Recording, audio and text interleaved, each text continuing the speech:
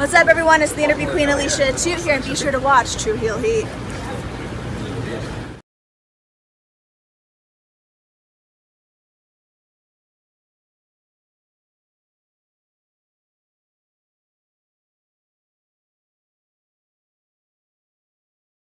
Hello everyone, it's the hardcore legend Mick Foley wishing a nice day to everyone there, right there at True Heel Heat. Yeah!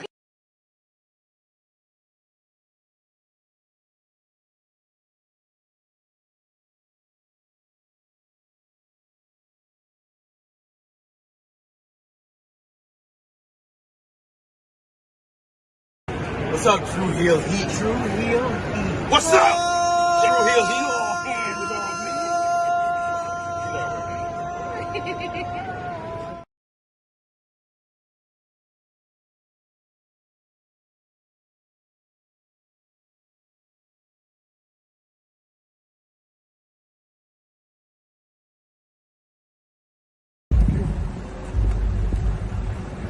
Yo, what up? You know what it is. It's your boy AJ Francis reporting to you live from New York City, the birthplace of hip-hop. And I'm telling you that I'm only tuned in with True Heel Heat Wrestling.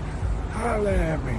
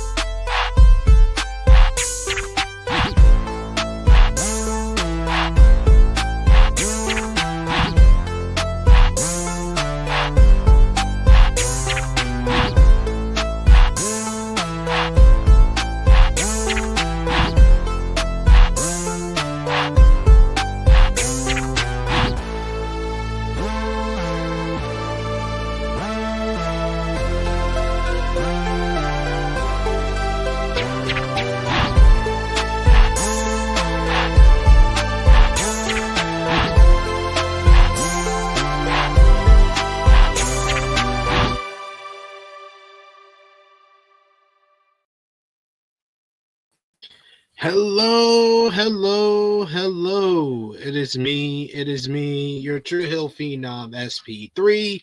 We are live on the True Hill Heat YouTube, Facebook, and Twitter for Rated Raw Review, episode 70. We Want Truth, reviewing last night's June 2nd, 2025 edition of Monday Night Raw as only we can. And to do that, I am joined by my esteemed colleague. After his 1 week sabbatical, he is back with us to celebrate the fact that his Oklahoma City Thunder are going to the NBA Finals. He is Top Guy JJ. How are you doing, Top Guy? Fantastic. Got the gift of Mamba on. You see that right, wrong? You see that? Finals, baby. We about to take this shit home. And then, right before we get on the air, do a little it's unpacking, not unboxing, because it's actually a bag, not a box. People like to unbox bags, which is fucking stupid. But fresh and on time and ready for Thursday. Ooh, looking good. Oh, MVP. That boy clean. That boy clean. That boy gonna be ready. We ready for Thursday night, baby. Let's go. I officially marked him as accepted into Club Superstar. I did that last week after the win to go to the finals. He's in the VIP room, exclusive access to VIP room for Shai Gilgeous-Alexander. I also made it official this morning. Tyrese Halliburton is a part of Club Superstar as well as he should be after making it to the NBA Finals. Jalen Brunson, I'm sorry, you're at the front of the line, but you're not in the club quite yet. Not yeah. Couple times in a row, man. You're getting bounced out of the playoffs in 6 games? Or they went 7 last year, right? They went 7 last year. Yeah, they went 7 with Indiana last year. And got stomped at the Garden because they only put out like 3 players. But this year they just got beat by a better team. And also they choked. The choking came back and bit them in the ass. Yeah. I said this morning, I was like, I know people were mad at me this morning and say, oh no, Jalen Brunson deserves to be. I was like, he's a great offensive player, but that hasn't got him to the promised land quite yet. So we gotta be kind of selective with our selections that we let into Club Superstar. We can only have 1 or 2 guys that is only really effective on one side of the court. We already got that with Luka and Jokic in Club Superstar. We don't need anybody else who are only one-sided players. And I think Jalen's got a little bit of work to do. Like, I think just from basketball, I think he's got his offensive game down packed. I think he's obviously a problem on the court. But I do think that there comes a time when a team figures you out, you need to become a superstar and getting everybody else involved. Like, the fact that they ran almost 0 pick and rolls with him and Karl Anthony Towns is fucking laughable. Like, the fact that they didn't run any plays for Mikal Bridges is laughable. The fact that they didn't run anything for OG Anunoby is laughable. Like, they just went out there and played ball and just hoped to score more than you. And that ain't it, bro. That ain't it. And I think being a superstar, you got to figure that out. So, like, when Shai struggles, he'll have 12, 13 assists because J-Dub will have 20-something. Chet Holmgren will have a big night. Alex Caruso will have a big night. Carson Wallace will have a big night. Like, there's just people that you got to trust when your game is not on. And I don't think Jalen is there yet where he can trust his people when his game is not on. Exactly. So that's the basketball of today's show. But we appreciate y'all for joining us live. Appreciate y'all if you're watching us on demand. Remember to show your appreciation back. The simplest way possible is by dropping a thumbs up on this video. You can share this video with all your wrestling fans, friends, and family on all your favorite social media platforms. If you are new to the True Heel Heat YouTube channel, hit that subscribe button, hit the bell to stay notified for all the great content here. And of course, you can sound off in the live chat. We love to interact with all of you guys, hear your thoughts on last night's Monday Night Raw or anything that you want to talk about here. We usually are a lawless town here where we talk about so many other things, which means that our podcasts usually go a little long because we talk about everything that you guys want to talk about here. But of course, if you're feeling generous, you want to give back to what we do here, you want to show your support to the True Heel Heat YouTube channel and Rated Raw review, you can do so with a super chat donation. Any dollar amount matters. It goes back to the contributors that you see on screen with us here, and we always appreciate the support. We got many of people in the chat already. We got Boycott Activision, who says today's fans are frauds. All that online outrage for a mild scattering of R-Truth support. I mean, I don't know about you, but I heard it. I heard a loud amount of support for R-Truth. I just didn't think that the placement and the timing of the chants were the right. The fact that the loudest that the chants got were during the women's matches says more about the crowd than it does about their support of R-Truth. I don't want to sound different, man, but people are being just really, really fake.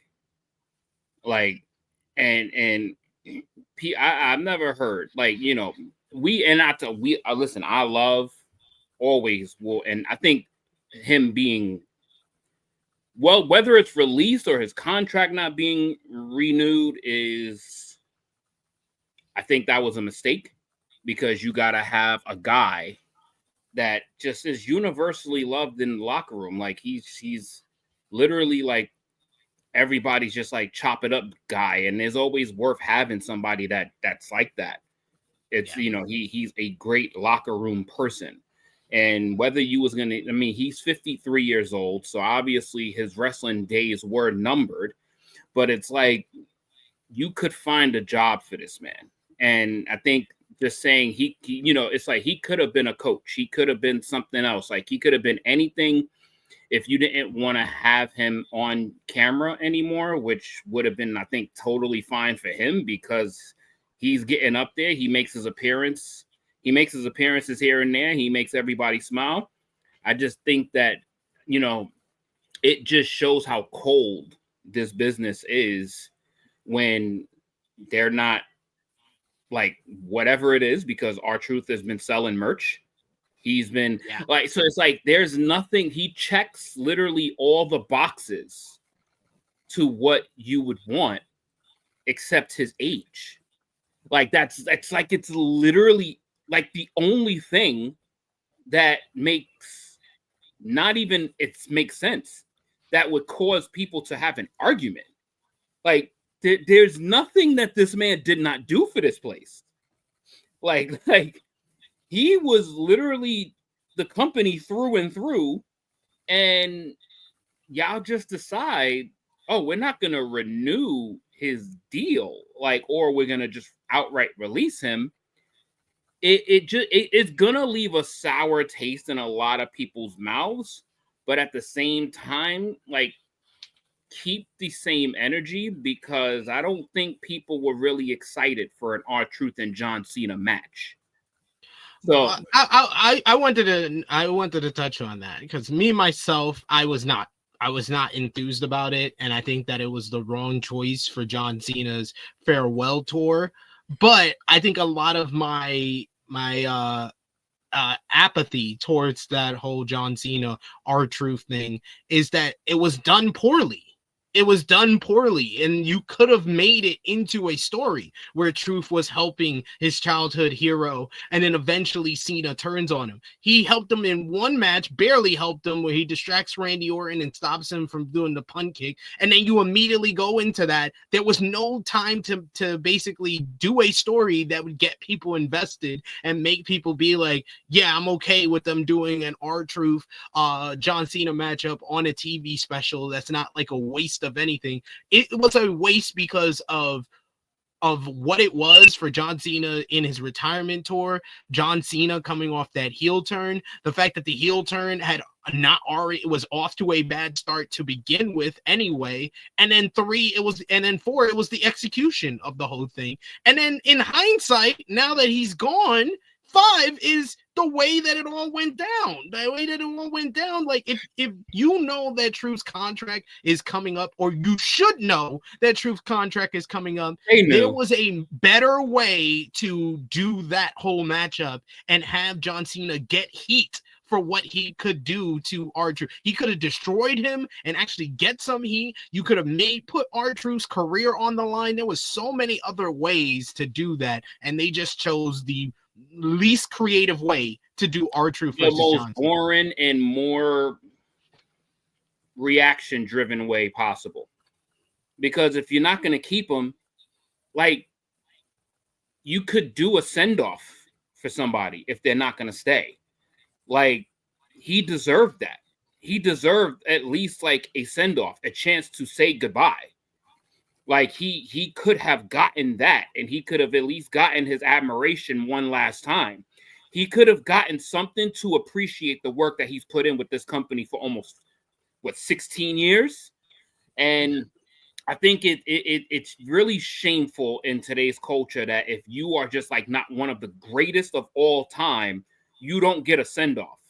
And for somebody that's put in almost 20 years to this company, and we got to find out from the individual that he was let go, that's really fucked up. Like, that's just so fucked up. And it just shows you how unloyal business and society is in 2025. It's so like heartless that it becomes like you become used to it for some reason, but it doesn't make it any more right. Like, this was really like shitty. Like, to just find out on my social media like that he's gone. Like, why couldn't he just get a chance to come on Monday Night Raw, do something that has not been done at Norm, and give him a chance to at least say that he won't be returning, give the fans a chance to show him love and admiration, and let him walk out the door with his head held high. Like, let him walk out knowing that, all right, you can now see what this response is going to be for him. And if it is really nuclear, then you can revisit the conversation in months' time. There was no opportunity for any of that. No. Like, it's just so, like, this is kind of one of those things. It's like, I hope that this TKO merger fails, because they just are so bad at business and so good at making money. And they both can be true at the same time. Like, they just, for some reason, people buy these fucking $5,000, $6,000, $7,000 front row seats to fucking Monday Night Raw and Friday Night SmackDown, which builds their fucking net, and then fucking spend $20,000 on fucking ringside seats at a PL. If people just didn't buy these fucking tickets as much, it would make their fucking decision making not as valid. Yeah. But, you know, it is what it is. Exactly. That's all you could be like. It is what it is, because people's going to spend the money. People's going to go for the experience. People is going to still do what the fuck they do week in and week out. But it's like, you know, if you want to be loud as fans, you got to show them with your wallet. You can't show them with your mouth. Yeah. And yes, Terrence, I saw you were upset that I'm slandering, quote unquote, Jalen Brunson and glazing Ant-Man. He said his nasty work, SMH. No, Ant-Man is a superstar. He's been a superstar. I don't know why you are upset about the fact that Ant-Man is a superstar. Jalen Brunson is close to being a superstar.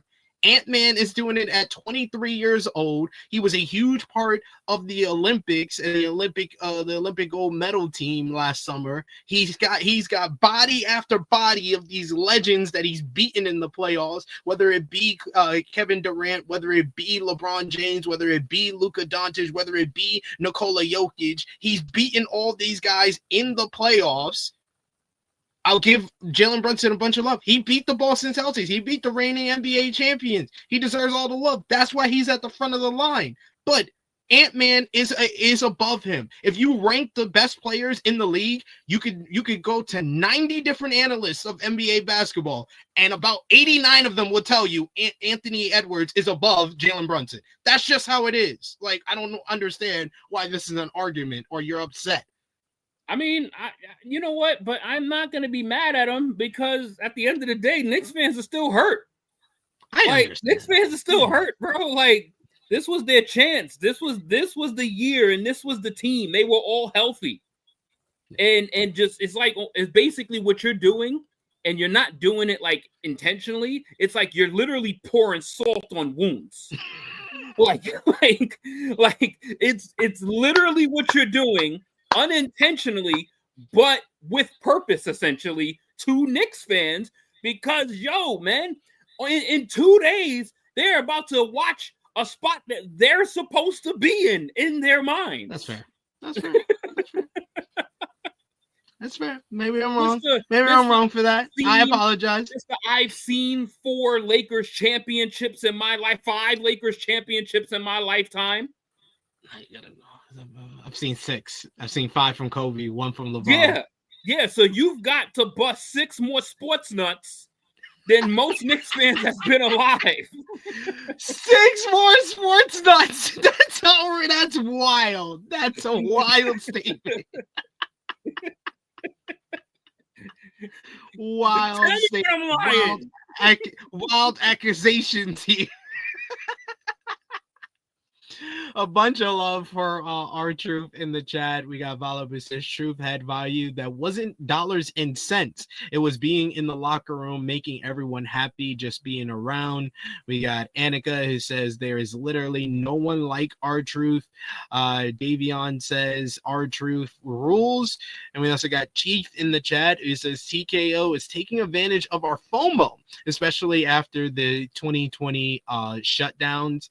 I mean, yeah, it is, but I think it was Chase the other day who made the note when we did the our Truth live stream. It's only so long that they can capitalize on the FOMO of it all. There's only so long. FOMO has a short shelf life. It seems like they have extended the shelf life a lot longer than they usually would be able to in the last 2 years, but there's only so long, especially with the growing ticket prices going up exponentially, and then getting these bad PR moves, whether it be the interviews ahead of WrestleMania, whether it be the reception to WrestleMania, whether it be canceling the New Orleans WrestleMania to go back to Las Vegas in an obvious money grab, whether it be whether it be the releases in February or the releases at the beginning of May, and then the move to not renew guys like R-Truth, like Carlito, like your Valhallas. The Carlito and the R-Truth ones in particular, these are guys that maximize their minutes and put smiles on people's faces with their comedic timing. Those type of decision, like I said it earlier on in the Weez, and I'll say it here. The perception war is the only war that WWE can lose right now. They're not going to lose in who's making the most money, because they're always going to make the most money over everybody else. But as far as the perception war, they are taking some L's recently. 100%. And, I think I saw something interesting too, where somebody said that if you don't go to shows, you are going to hurt the talent, which is something that a lot of people don't want to do. I'm going to call cap on that one, because regardless, if you're a top star, the company's going to take care of you. So they have about 20 top stars. Those people are going to be taken care of regardless. It just seems that no matter how much money we spend on this company, no matter how much money that people put into this company's fucking bank account and their fucking brand, they always find an excuse to say that we're not profiting. Like we're making the highest, we have the highest growth. How many times this year alone have we heard highest grossing event of all time? How the fuck are you doing highest grossing of anything of all time, but you're down? It makes no logical sense. So they're trying to paint an excuse to the fans to give logic to getting rid of some of this talent when they are just sitting on a shitload of fucking cash. And they could just go to stadium after stadium after stadium after stadium, hold 2-night fucking events, but they're down. There's no way it makes sense. Yeah. We got a super chat donation here from Chuck Berries. Thank you so much for the big super chat donation. Always appreciate the support here. He says, when WWE does their fuckery like they've been doing lately, it makes me want to boycott the entire company. But then I would feel like I was punishing the talent / wrestlers, and that would be unfair to them. It just sucks, man. Yeah, I mean, there's no denying WWE has one of the best rosters that they've ever had. And I think there is a balance where you can support the talent and the wrestlers without directly supporting the company. I think that there is a way to do that. And, sometimes it's not watching the weekly product and just watching the highlights, or getting the merchandise for your particular favorite wrestler, but not spending on a WWE shirt per se. There's stuff like that where you can go around the lines where you're supporting the talent and the wrestlers, but not directly supporting the entire company. And I understand when WWE is not putting on the quality that you want from it, or they're making these decisions that are more about them putting money in their pocket and not about, bringing joy to the audience like they have been doing in the last 2 years. I can understand if you're feeling like that. But you see there is a thin line. There's a fine line between supporting the wrestlers and then supporting the WWE, because if you're buying WWE merch, the wrestlers get a portion of that. When you go outside the lines of the WWE, they typically don't get any of that.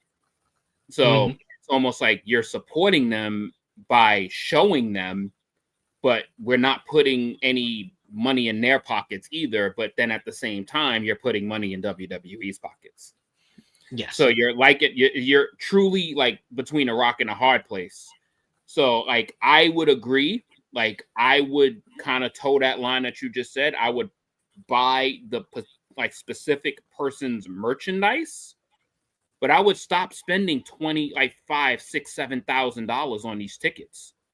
Yeah, like their attendance will hurt them, and because their attendance is them telling them, oh, John Cena's selling out the house. Seth Rollins is selling out the house.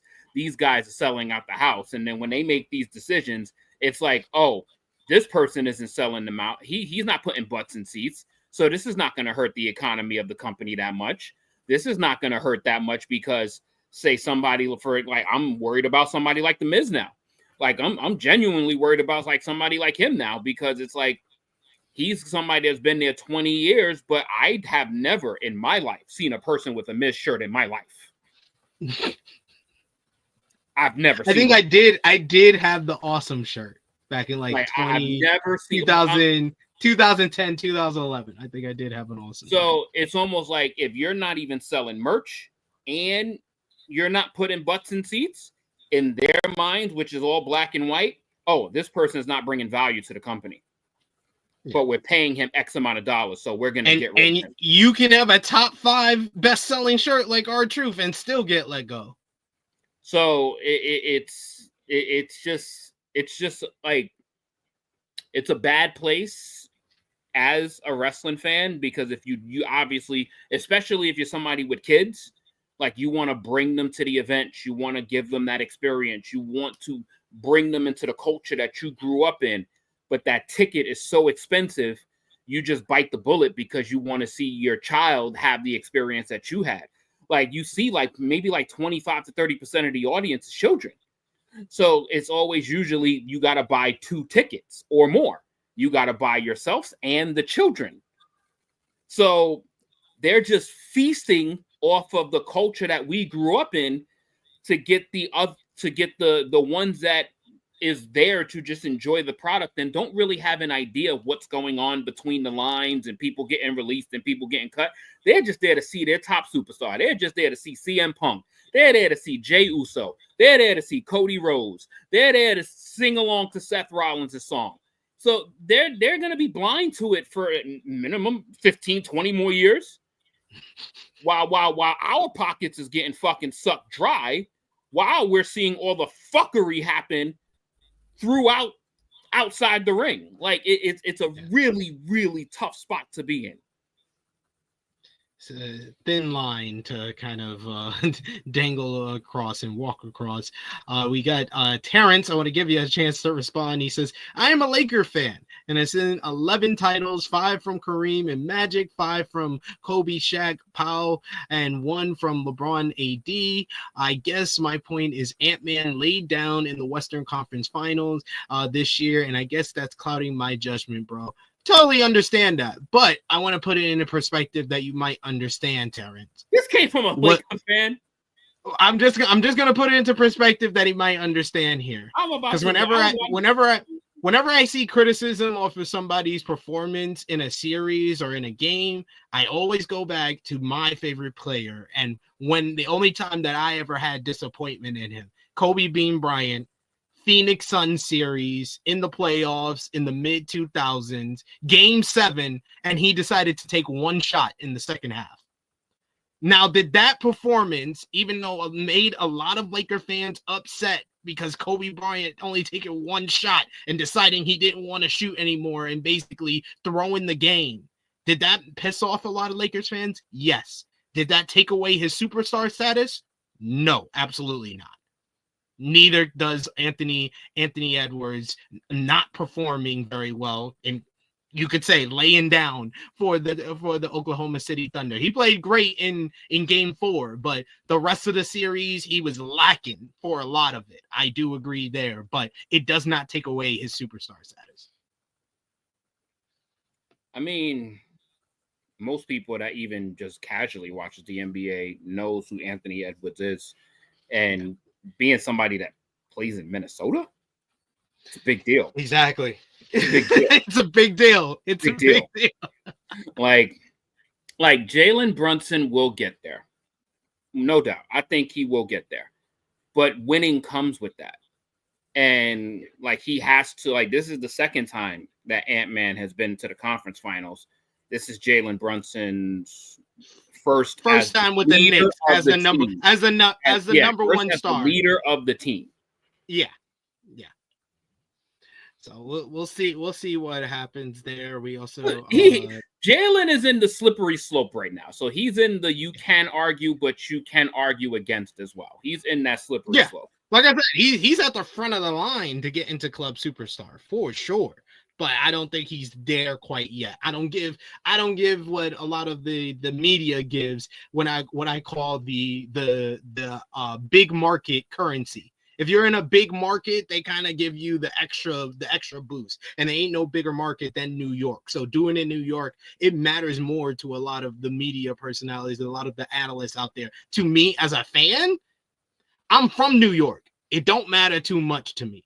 It don't matter that much to me. He's doing great things. Don't get me wrong. That's why he's at the front of the line, but I don't give him the extra boost. I think he is a top 10 Knick all time, and that's a big praise in itself when you think about how many great Knicks there's been. But I think he's a top 10 Knick. I don't think he's quite in the top 10 best players in the league. Yeah, and SP's answer would have been swayed differently if it was OKC playing the New York Knicks in the finals. Yes, it would be Jalen Brunson in club superstar and not Tyrese Halliburton. That's how it would be. But long story short, winning matters. It does. But let's get into last night's Monday Night Raw. Monday Night Raw took place from Tulsa, Oklahoma. Top guy JJ, I gotta say, this was one of the better crowds for Monday Night Raw in the last couple of weeks. Yeah, of course, bro. Of course they were one of the better crowds. Who the fuck they support? They OKC fans, baby. Of course they were a great crowd. you just had to. I respect it, but you just had to. He just had to show his love. I'm just saying, y'all. Just saying. Yeah. Like, duh. Duh. But of course, WWE never misses out on an opportunity to put some sports talk and be relevant in the pop culture fame as sports fans. Absolutely. After a replay of last week's main event, Sami Zayn still being called the underdog from the underground, Jey Uso and Seth Rollins and his crew were shown arriving at the building. Then they showed a replay of Michael Cole and Pat McAfee making a bet over the New York Knicks versus Indiana Pacers series. And with the Pacers winning, Cole has lost a bet, which meant that he had to wear a tank top while calling Monday Night Raw, and the top that he wore was a TJ McCullough Indiana Pacers number 9 jersey. The Oklahoma crowd booed because by pure happenstance, the Pacers will be playing the Oklahoma City Thunder in the NBA Finals. Man, it's like they're actually booking all of this in a way, because this is just perfect timing that it was the Indiana Pacers and Cole flexing. Cole got some arms on him for a 6-year-old. I'll give him that. That. Looking like he's working out in the gym. I respect it. Cole. What did you think about all this nonsense? That's exactly what it was. It was a bunch of nonsense, but a bet is a bet, and they had to show it on TV. Indeed. And it kind of played into it because they were in Tulsa, so it played into it. So it I guess it fit the environment for that moment.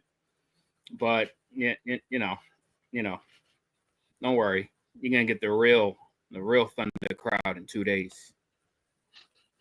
I make B says Michael Swole. Like what you did there. Very nicely done.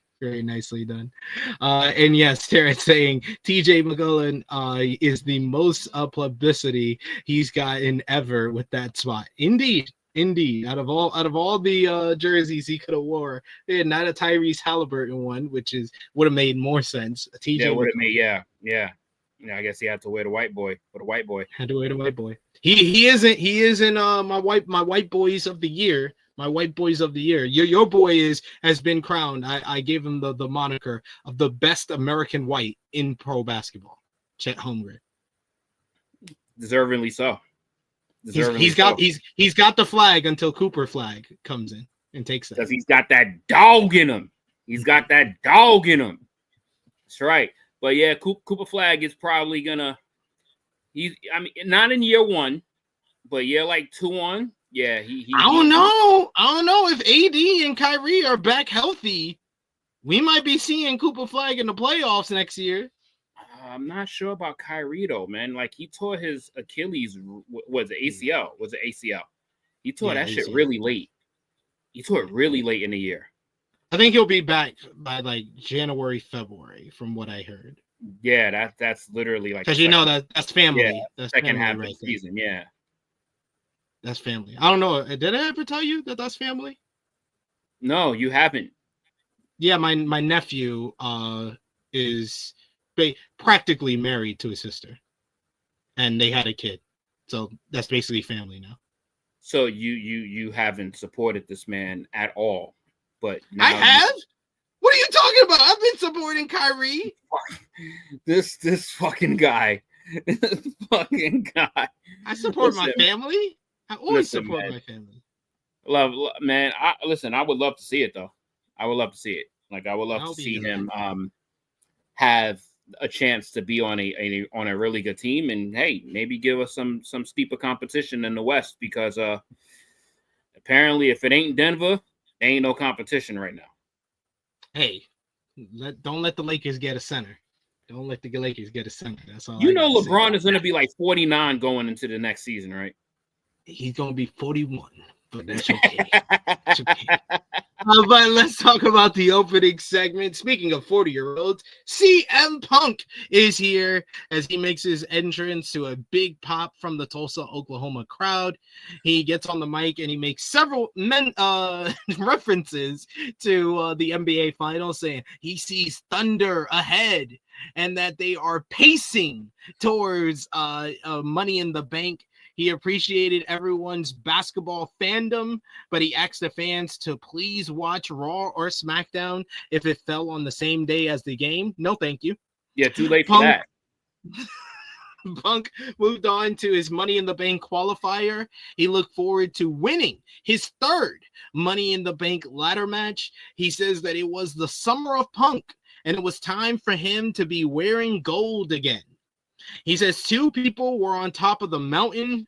One was his friend, Jey Uso, and Punk wanted Jey to know that if they did fight for the title, it was not personal, only business. But the other person on top of the mountain is someone that is personal, John Cena. The tables have turned. Since Punk first got to WWE, Cena is now public enemy number 1 because he sold his soul to a bald fraud goof, which is the second reference to The Rock. Punk has always had Cena's number, and he called Cena a bitch and said that it was time for him to become champion again. Punk was about to wrap things up with his promo when the music of Sami Zayn hit to bring out the underdog from the underground. Sami Zayn comes out with the fans chanting for Sami. Punk is singing along with Sami's theme song.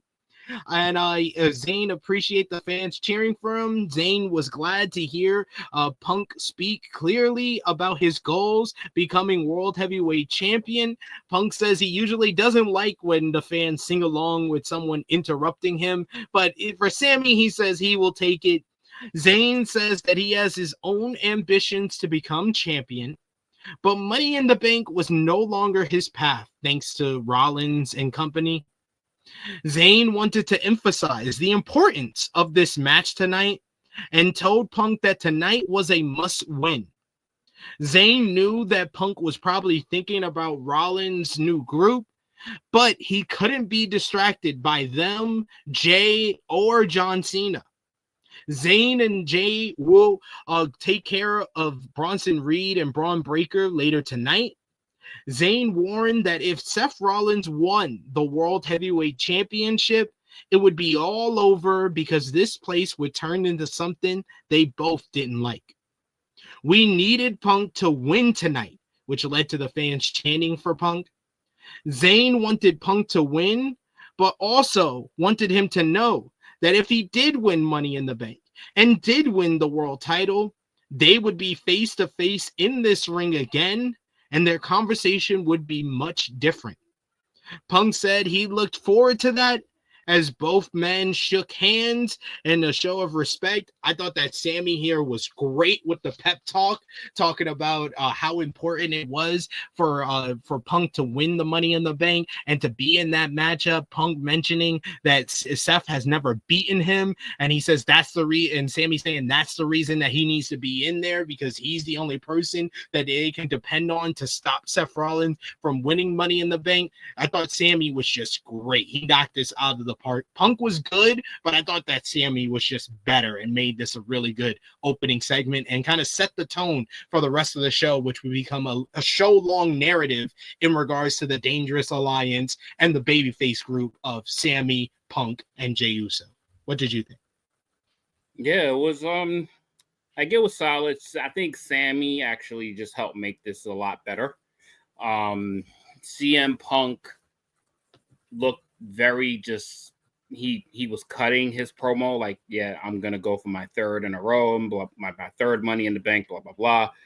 I don't remember if he mentioned that he was the only person ever to do it back to back. I don't know if he mentioned that. I know it was mentioned during the show, but I think that would have been a nice little nod if he would have actually said that himself. But CM Punk doesn't seem like anger, and he didn't look like the angry version of himself and like look super motivated. He looked like he was just going out there handling business, and it was such a telltale for what was to come later. Like it was such a telltale, like because you could tell like when he gets fired up about something, it might go his way. And then you got this regular ass version just going out there doing his job. It's like, I'm not sure about this, son. I'm not sure about this. You got Sami Zayn needing to motivate you all of a sudden. You need a motivator all of a sudden? Yeah, bro. Something ain't clicking, homie. But Sami always like he's the best at this. He's the best at the rah-rah speech. He's absolutely the best at the rah-rah speech. And he nailed this one again. Yeah. Aubrey James, he's saying Seth Rollins was champion again. He says, what the fuck is Sammy talking about? Seth champion before. He's talking about this Seth Rollins. This Seth Rollins, who's now aligned with Paul Heyman, who's now got Braun Breaker and Bronson Reed as backup. This is Seth trying to play the role of Roman Reigns, something that when Seth was champion before, he always fought against. He always was trying to be different from Roman Reigns, his last World Heavyweight Championship run. He was trying to be the antithesis of Roman Reigns. Now he's basically going to be Roman Reigns as World Heavyweight Champion. He's talking about this Seth Rollins, not Seth being champion in general. We all know Seth is a decorated champion. He's talking about Seth winning the title now that he has this backup. That's what he's talking about. I mean, I thought that would be could have been easy to decipher. The version of champion that we are more than likely going to be getting in the very near future. That person is essentially Roman Reigns in a smaller body. It's like what he's trying to allude to. It's like, this is the power hungry guy that was the other Seth Rollins was just kind of like a fighting champion, happy to kind of like have the company on his back. He has now a takeover company mindset. So it actually is, it's slightly different. And then now he's got a bunch of goons behind him. And he's got two monsters behind him. So basically, if he wins the championship, it's gonna be damn near impossible to get it off of him with those people by his side. Like, and you got Paul Heyman, which, you know, you never know. There might be more people getting added to this shit. Mind you, like, whenever someone Paul Heyman is managing gets a title, they usually hold it for a long time. And that's the vice grip that is held on that championship when a Paul Heyman guy is champion.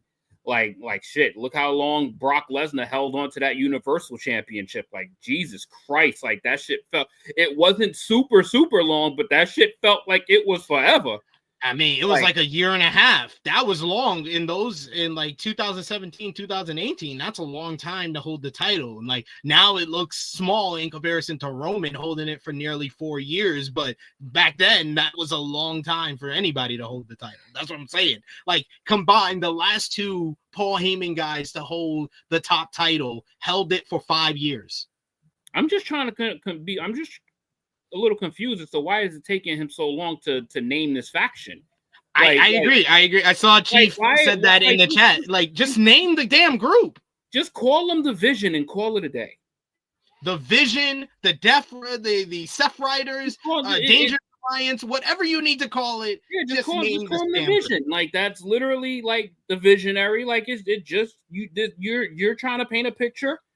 Like, just call them the Vision and just call it a day. Like, give them a fucking name. Like, all of this fucking long ass introductions of all of these fucking people. Like, and nobody's got like, come on, you can start making some merch out of this shit. You motherfucking money hungry jerks. Like, just saying. Like, it's got to be something like they're going back and forth with. But I mean, that's cool. At the end of the day, it's got to be something that's tied to him. As long as it's tied to him. Seth Rollins and the Temptations. You know you gotta have brothers on there for them to be called the Temptations. Ain't no brothers on there. MITB says Damage Brontro. Motor City Machine Bron. This nigga said Rabron Vice. The Dangerous Revolutionaries by Around the Point. MITB says Rabron Vice. The Dangerous Vision. That'd be putting the two names together. The two most popular names is Dangerous Alliance and the Vision. So just put it together. Dangerous Vision. That works. That works. I like where your minds are at. If you want the Bron Breaker to be like a part of the name, and you could call them the Visionary Badasses. Something. Fuck. Just do something, please. Or just call them Vision Tsunami or some shit.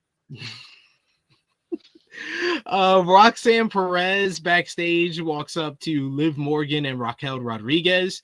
Roxanne offers to help Liv in her qualifying match for the Money in the Bank tonight, but Morgan told her to stay out of her business.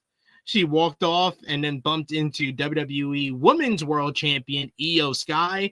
And just like last week, she warned Sky that she was coming for her title. Sky said that was not going to happen, and she must be a psychic because she was right. But before we get into the matchup, we did also get a video package for the newest member of the Monday Night Raw roster, Stephanie Vaquer. She spoke in Spanish with English subtitles about her dream to be in WWE since the age of 10 years old. The package included pictures of her wrestling in Mexico, and it made her feel like a big star outside of anything she's done in WWE, as well as going over her short run in NXT, where she was the first ever women's double champion. And then that went right into our opening matchup. But any thoughts on the backstage segment with Liv Morgan interacting with Roxanne Perez and Io Sky, or the video package for Stephanie Vaquer here? Oh, I was glazing all over the Stephanie Vaquer video package. Like, I give a fuck about what Liv and fucking Io was talking about. Like, that's the highlight of the segment right there. Like, I just love the superstar treatment that she is getting, deservingly so, because she is that chick. But whatever happened prior to that gives a fuck. Like, I mean, I love me some Roxanne. I love me some Roxanne. So I love me Roxanne too. But that segment was a bunch of nothing. I like the seeds being sold for a potential Io Sky, Liv Morgan rivalry. Liv feels like a big enough star that Io can overcome. And she owns a victory over Io from the first Saturday Night's Main Event return back in December. Damn, this women's division is getting crazy. Yo, the Raw women's division, sorry NXT, y'all gotta move over. The best women's division in North America right now is on Monday Night Raw. I mean, you took the queen off the chessboard and moved her to the other side. Of course, it's just going to shift the power. You took the old queen that started the year in Roxanne and you put it over here. Then you put the new queen who just got crowned this year and you put it over here as well to go along with Rhea Ripley, who's like the biggest star in women's wrestling, to go along with Io Sky, who's the best in-ring performer in professional wrestling today, regardless of gender, really. And then Liv Morgan, who's a bigger star now after her Hollywood venture as well. Like, it's ridiculous. And then I didn't even mention Becky Lynch, the GOAT, or Lyra Valkyria, the Intercontinental Champion. Yeah. And mind you, and as bad as the show on Fridays are, that video package of Julia was fucking awesome.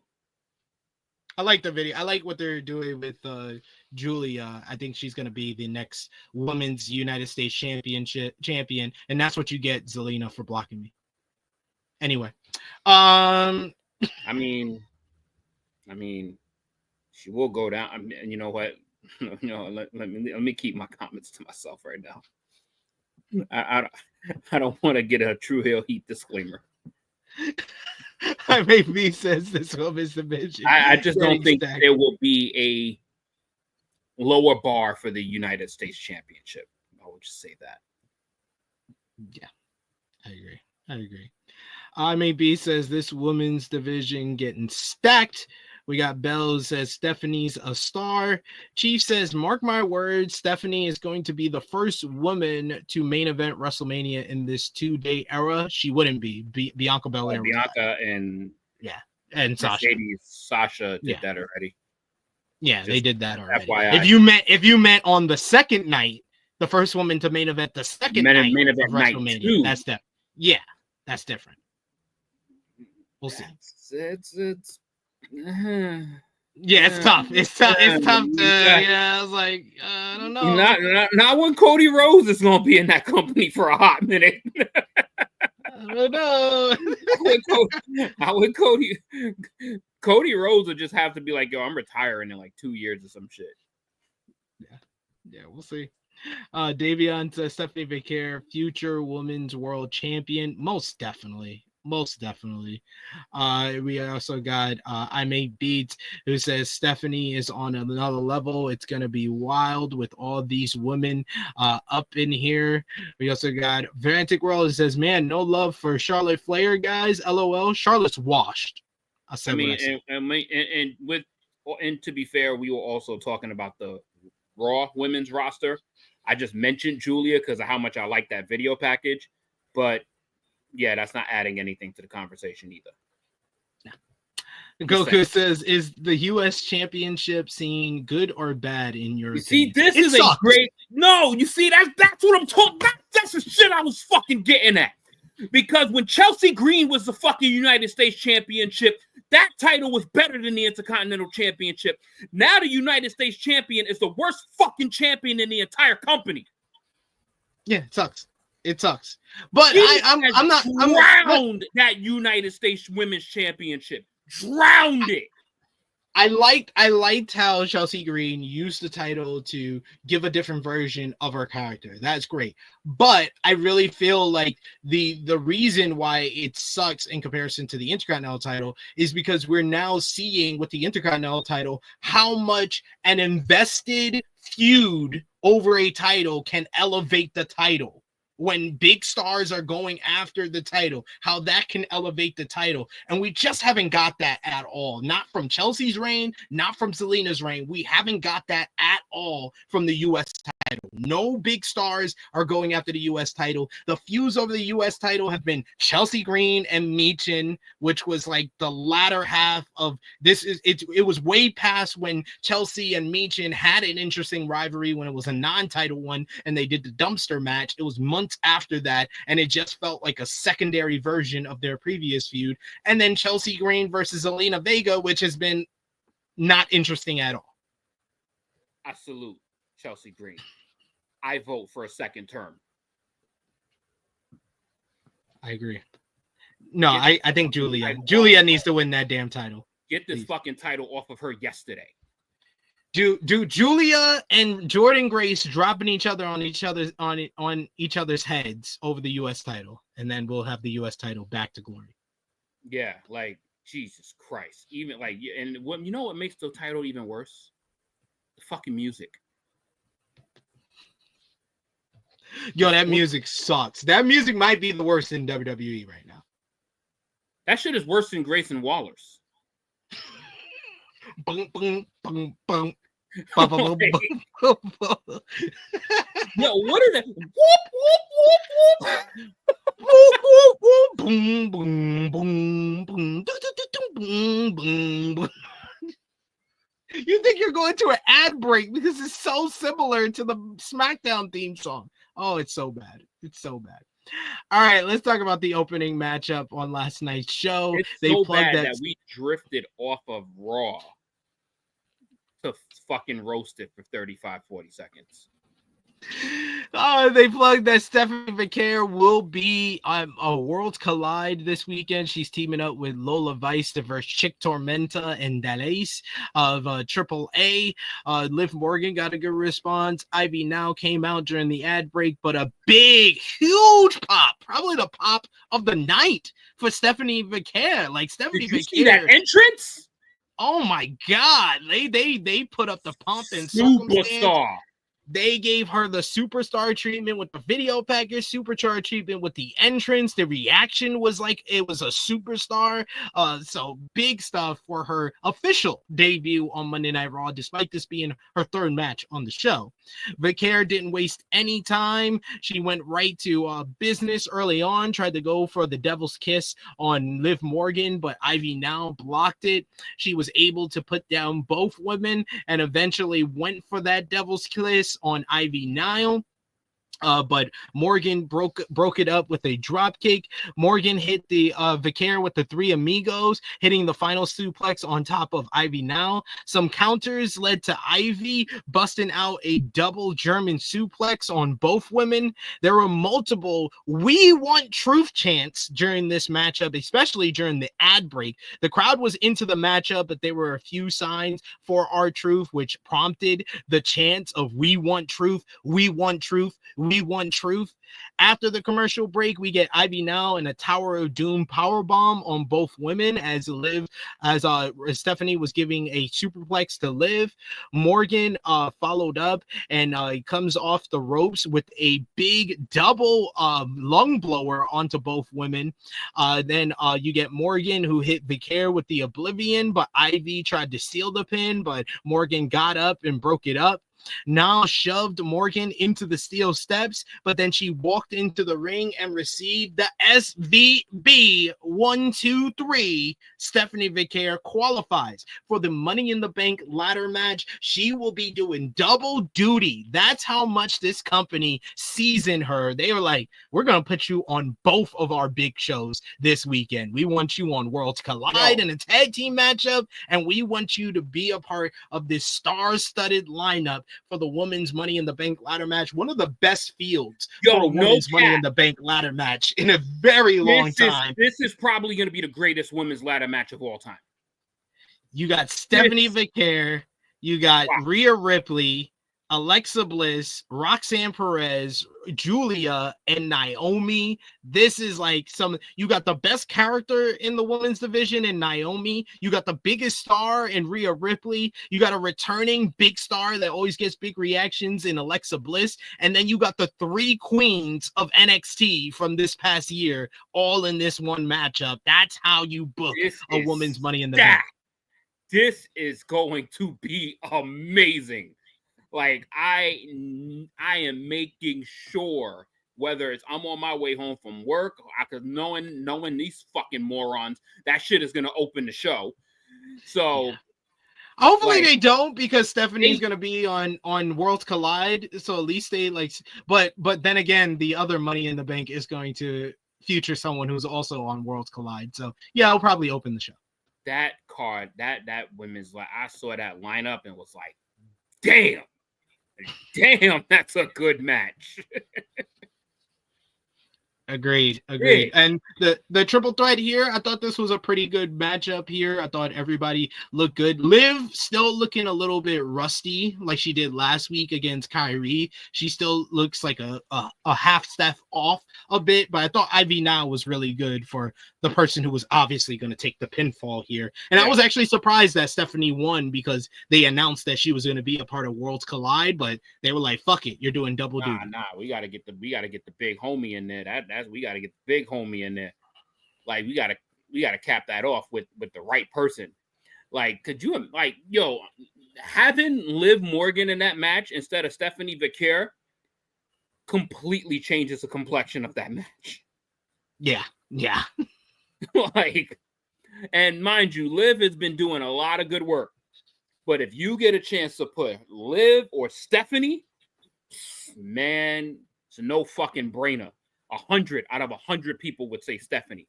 And if, a matter of fact, there's going to be two Liv Lovebirds in there. So there's going to be 98 of the 100. There's going to be the two Liv Lovebirds in there. They gotta have love for Liv. They love Liv out here in these streets. Come on, man. You know this. You know this, man. A good point by. And I don't agree at all. Stephanie Vaquer's music is fucking awesome. Yeah, I like Stephanie. Out of all the WWE music, Stephanie is one of the ones I actually do like, because it's identifiable with her. It fits her. Yeah. He says, I hope gets better theme, or her current theme. It's okay. I mean, okay is on the high end of WWE current theme sheet. Hey, you know what? That's a compliment. Ask Zelina Vega if she would prefer a musical change compared to what the fuck is out there with all of these. Like, even Naomi's, I'm kind of getting used to, even though I don't like it. I don't like it, but I guess Yeah. it's like it's fitting what she's doing a little bit more.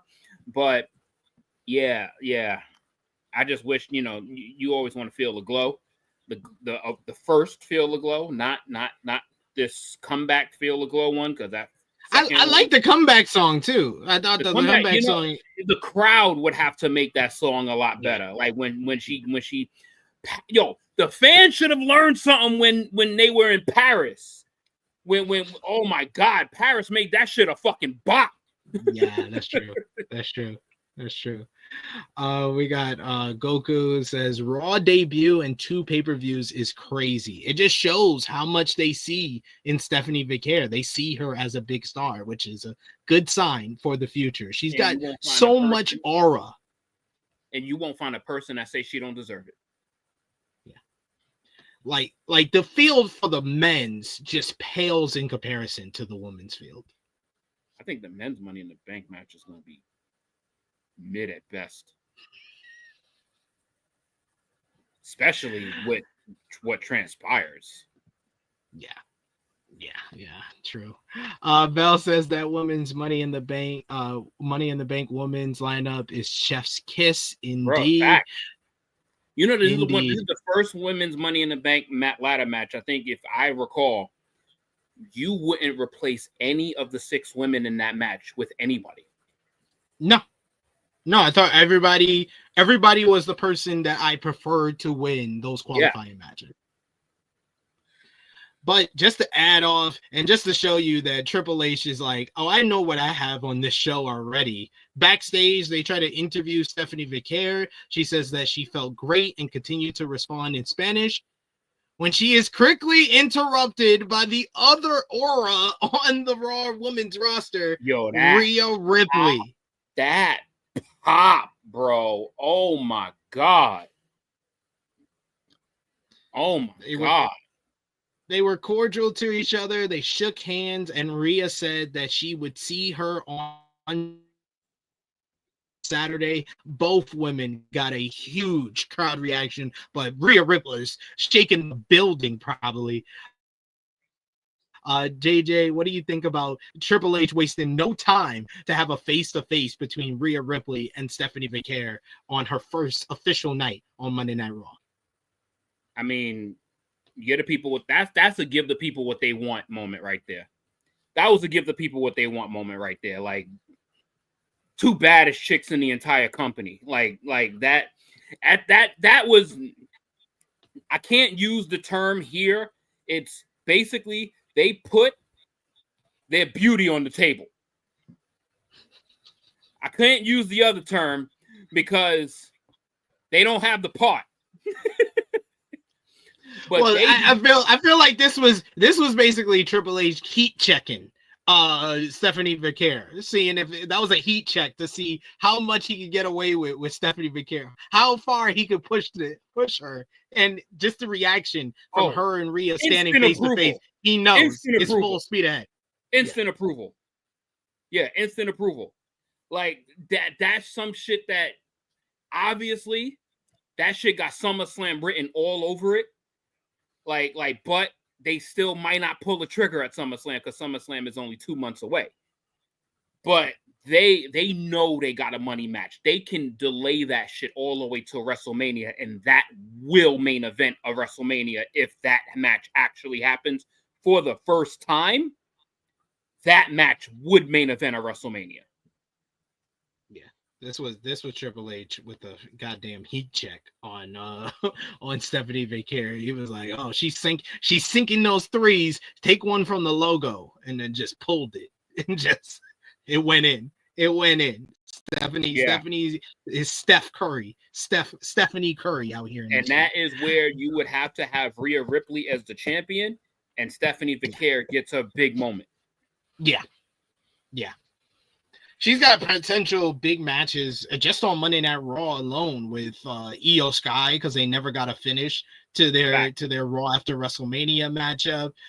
Her and Liv Morgan one-on-one after Liv works off the rust. That's a big matchup. Her and there's a bunch. Her and Roxanne is another big matchup. You could just go through the list of the Raw women's. Becky Lynch. Yeah. Lyra, Valkyria, Bailey when she makes her return. Like the list goes on and on and on. I think I would love to see Stephanie Vaquer versus Natalya. That's how good Stephanie Vaquer is. I want to see her versus the Gauntlet on Monday Night Raw. See, I'm not the only one glazing. I'm just saying. She that bitch, bro. Like she that bitch.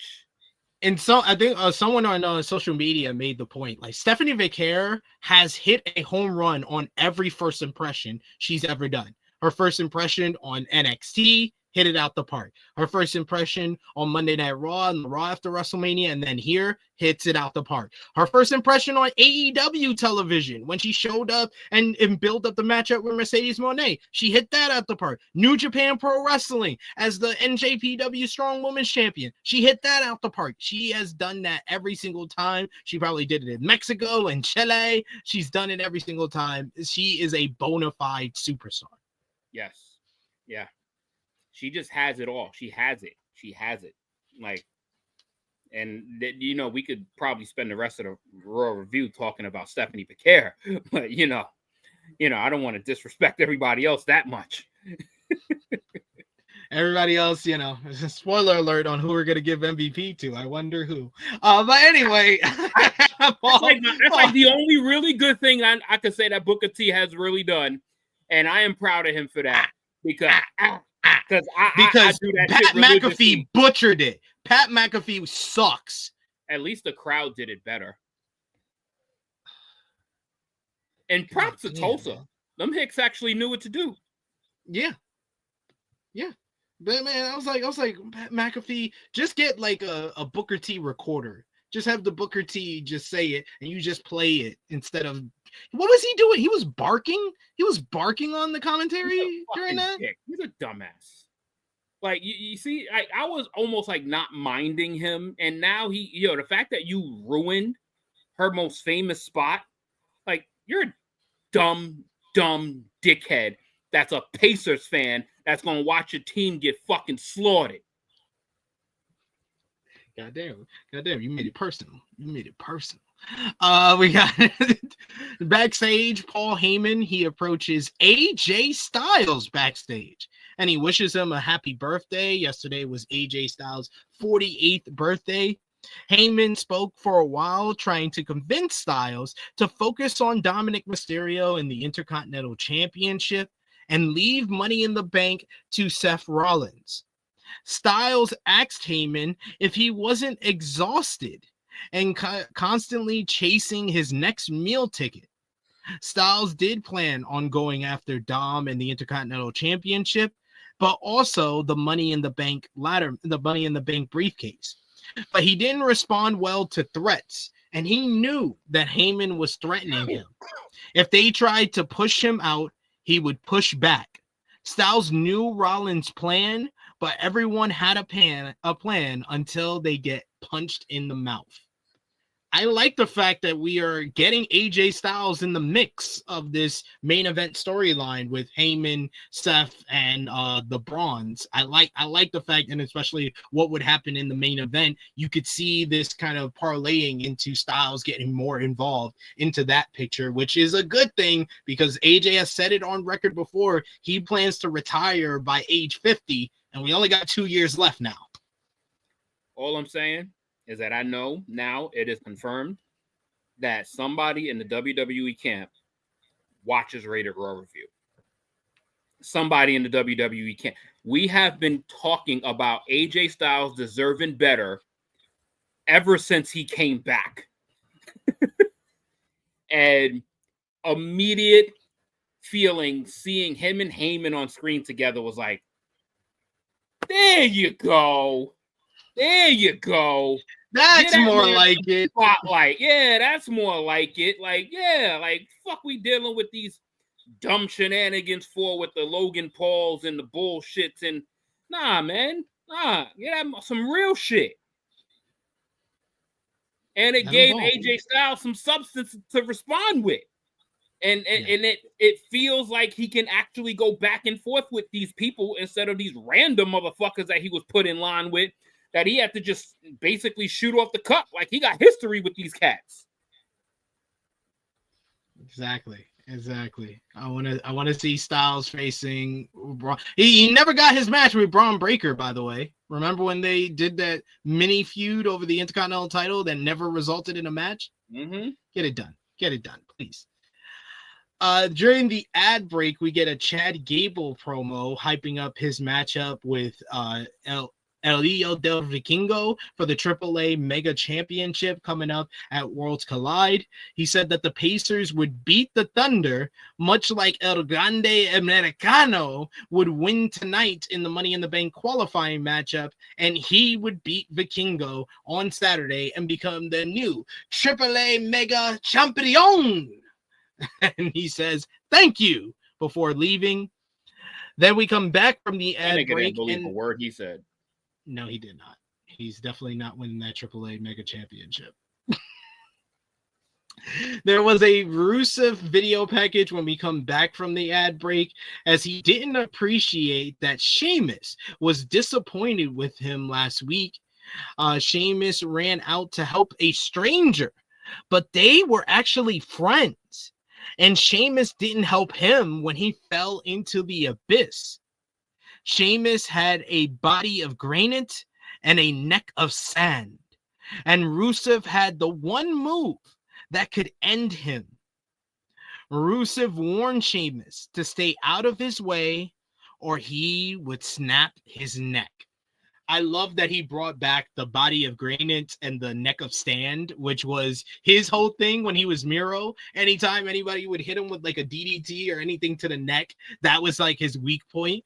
But I love that he's now turning that around and making that Sheamus weak points. And Sheamus had the neck problems, the neck issues over the years. But that led in nicely to the next segment, which had Sheamus backstage with Akira Tozawa, Maxine Dupree, and Natalya.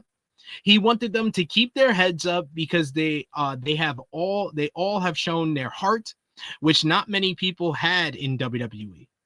He thought that Natalya and Dupree could win the women's tag team titles. Natalya appreciated the words and put over Maxine, saying that she's impressed her as of late. Then Kathy Kelly approached Sheamus to interview him. He said that he went way back with Rusev. He was even a groomsman at his wedding. Rusev's WWE career imploded because of his own bad decisions. And then his career outside of WWE, well, that lasted about as long as Rusev Day. Shots fired. Sheamus called Rusev a bully. And he says that what I do, I bully the bullies. So it looks like we're on our pathway to Sheamus and Rusev. I thought this was a pretty good promo by Rusev and a decent response by Sheamus here. What did you think? I had to get over being like upset for a few minutes because I see Akira Tozawa on my TV and realize that fucking R-Truth got released. Oh my God, don't do this. I'm just saying. I'm dead serious. Like what? Like what? I'm whatever. What?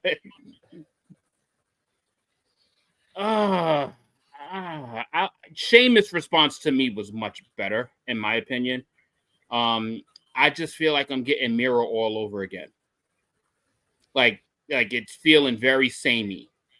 It's feeling very samey week in and week out with Rusev, and his matches have sucked.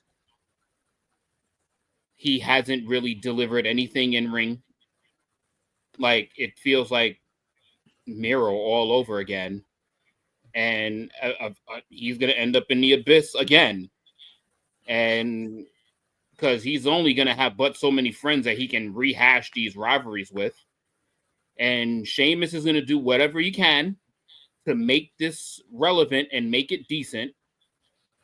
But it just doesn't feel like I'm getting anything new from the table of Rusev. Like, I just feels like the same shit. It's just my opinion, but it doesn't move me anymore. Like him having, like, go to the fucking ring, nigga. Like go to the people and talk this shit. Like, why is every fucking promo of his a fucking backstage vignette.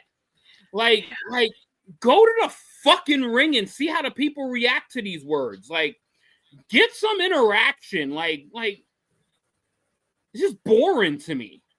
They just basically was like, I think that because it worked so well, them just doing the Cody Rhodes character from AEW and outside of WWE, and he's become the top babyface. They think it will work with everybody, and it's been like it's hit or miss, really. It's been hit or miss, because you had somebody that like translated very quickly to the WWE scene, like an Ethan Page.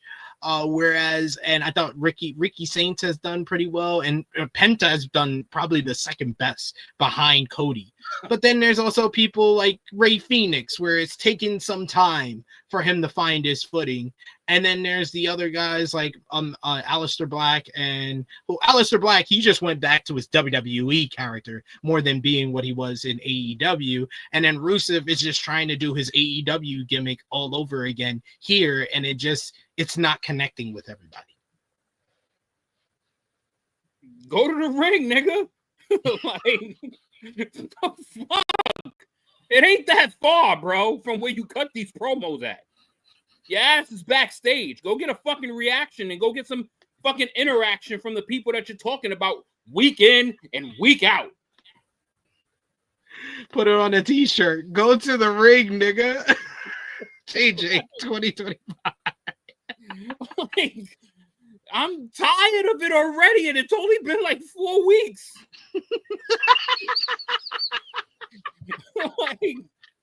like here we go.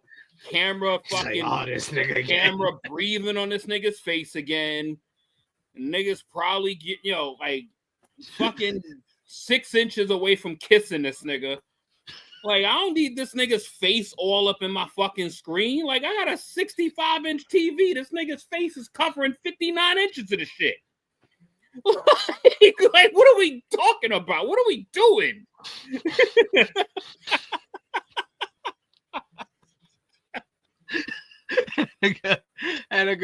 Yeah, you either have to have the ad-free thing on in the US. In Europe, you just automatically get all the stuff during the ad breaks. He says, how are y'all getting these? Do you have to watch it live? Because I didn't see the Chad Gable promo. I usually watch Monday Night Raw live, but I would think that the ad break stuff would get cut off if you do watch it on demand. So even if us in Europe that get to see the live stuff when you're watching it live during the ad break, you sometimes, if you watch it on demand, you'll get that stuff cut out. So it depends, I guess. That is hilarious. You can go to the ring, nigga.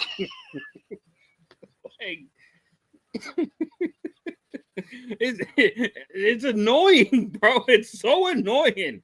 That, it's like every week, this shit is coming. This shit is coming. This nigga's whole face is about to cover my fucking television screen. Like, to see this nigga's fucking cavities, bro. Like, come on, man. Like, get out my face, yo. I don't need to fucking feel your fucking breathing on my television screen. Like, shit, man. At least when you go to the fucking ring, you got the fucking camera on you. That's the nigga is outside of the fucking ring, and he's shooting it through the ropes. And at least we can see other people. Like, this shit just feels weird. Like, it's starting to feel weird, Like, I'm telling y'all ain't gonna be able to. I swear to God, the next time y'all see this promo, y'all will not be able to unsee what I'm talking about. He all up in my TV screen. I feel like I'm watching a 3D movie. What the hell is going on? This led into our next contest, which was the Judgment Day. Coming out, Finn Balor and JD McDonough facing the War Raiders, Eric and Ivar. Before the War Raiders made their entrance, World Tag Team Champions, The New Day, come out to join the commentary team. There were more R-Truth, We Want Truth chants during this matchup, and I thought that this was the best timing of the night for the We Want Truth chants, because it made sense with, Truth being a former member of the Judgment Day. I would have loved some We Want Carlito chants, because they just decided we're not going to even address the fact that Carlito is gone. And so is the PS5, so we know who owned it. The New Day joined the commentary team, like I said before, but they were quickly tossed to the back by the referee because they were caught trying to interfere.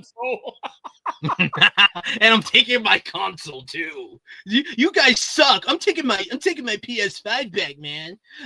We get a normal tag team matchup. These two teams work well with one another, but I've just seen this matchup so many fucking times. Like, I was just like, oh, it must be Groundhog Day. It's fucking War Raiders versus the Judgment Day again. Eventually, Ivar is setting up for the Doomsault, and out comes Roxanne Perez to distract the referee. McDonough yanked down Ivar by his beard, and he hits the ring post, knocking him down.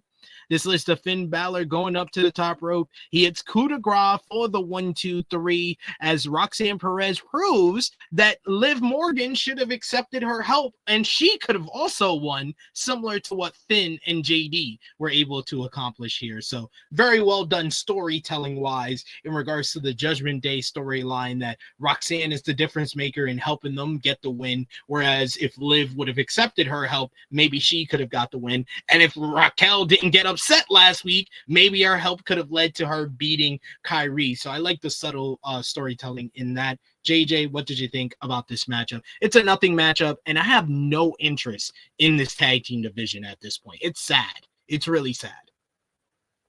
I mean, the only thing that I got out of this is that I'm glad, I guess, that the Judgment Day is starting to rack up like multiple victories. Like, they're actually trying to make them something.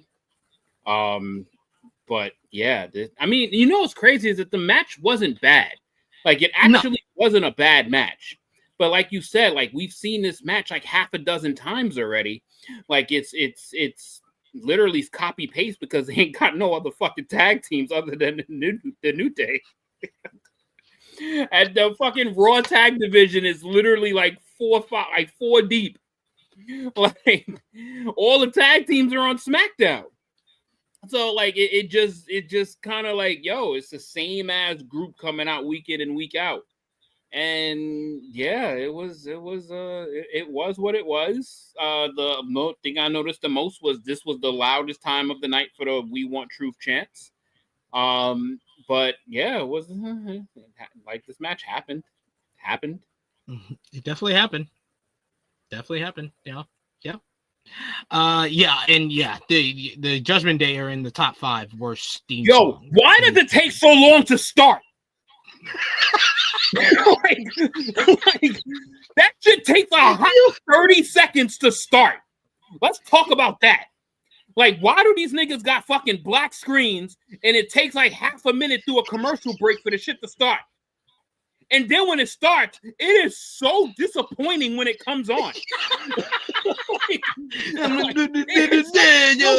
Disappointment. Like it is. That's what makes them. That's what compounds trash on trash. Is that you sometimes, like, you see, like when they cut out the lights for the Stephanie shit and it had like a 10-second wait, and then they did the video and all of that shit and all of the theatrics. These niggas come out and they got a fucking Judgment Day coin established 2022 with that bullshit music that they walk out to. That's all I hear. Like, I just don't get it. I don't get it. Like, it's like they go in the right direction with them in the ring, and then they just take 5 steps with them back with their entrance. And it's like, what makes it worse is that it looks like Finn Balor actually likes the song. He's like, this my shit right here. Like, Finn be bopping to this shit. Yeah. He be flexing on it. Like that nigga be flexing to this shit, yo. Like, thinking he's smooth and shit. This smooth Irishman. Oh, I love 19 CT says I'm 20 minutes behind, and Rhea and Stephanie put their beauty on the table. It's killing me. Laugh my ass off. Hey, I couldn't use the other term, man. I can't use the other term. It'd be kind of disrespectful to both those badass ladies, man. I wouldn't do it. They too good. We got MITB. It says win Balor. I like that. Yes, it's starting to get a ring to it too. Look at that. He's getting too. pins.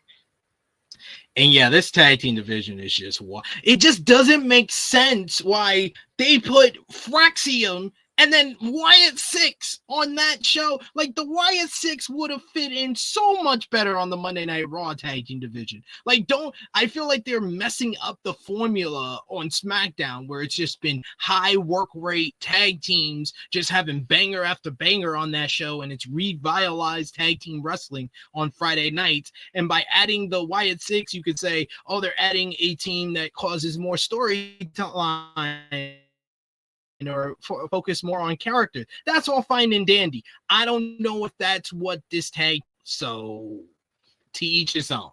To each his own. I feel like the Wyatt Six going after the New Day makes much more sense, because their whole thing is going after people who destroy their own families, and that's what the New Day did. I just don't understand why they're not on Raw, period. Like, it's a much better aesthetic look wise. Like, they just fit the Raw brand so much better than the SmackDown brand. And for fuck's sakes, they need it. Like, they need it. SmackDown don't need the Wyatt Six. No. SmackDown is healthy in tag teams. And you know the Wyatt Six ain't going after nobody singular, because they ain't pushing not a one of them motherfuckers in a singles push. Nope, not at all.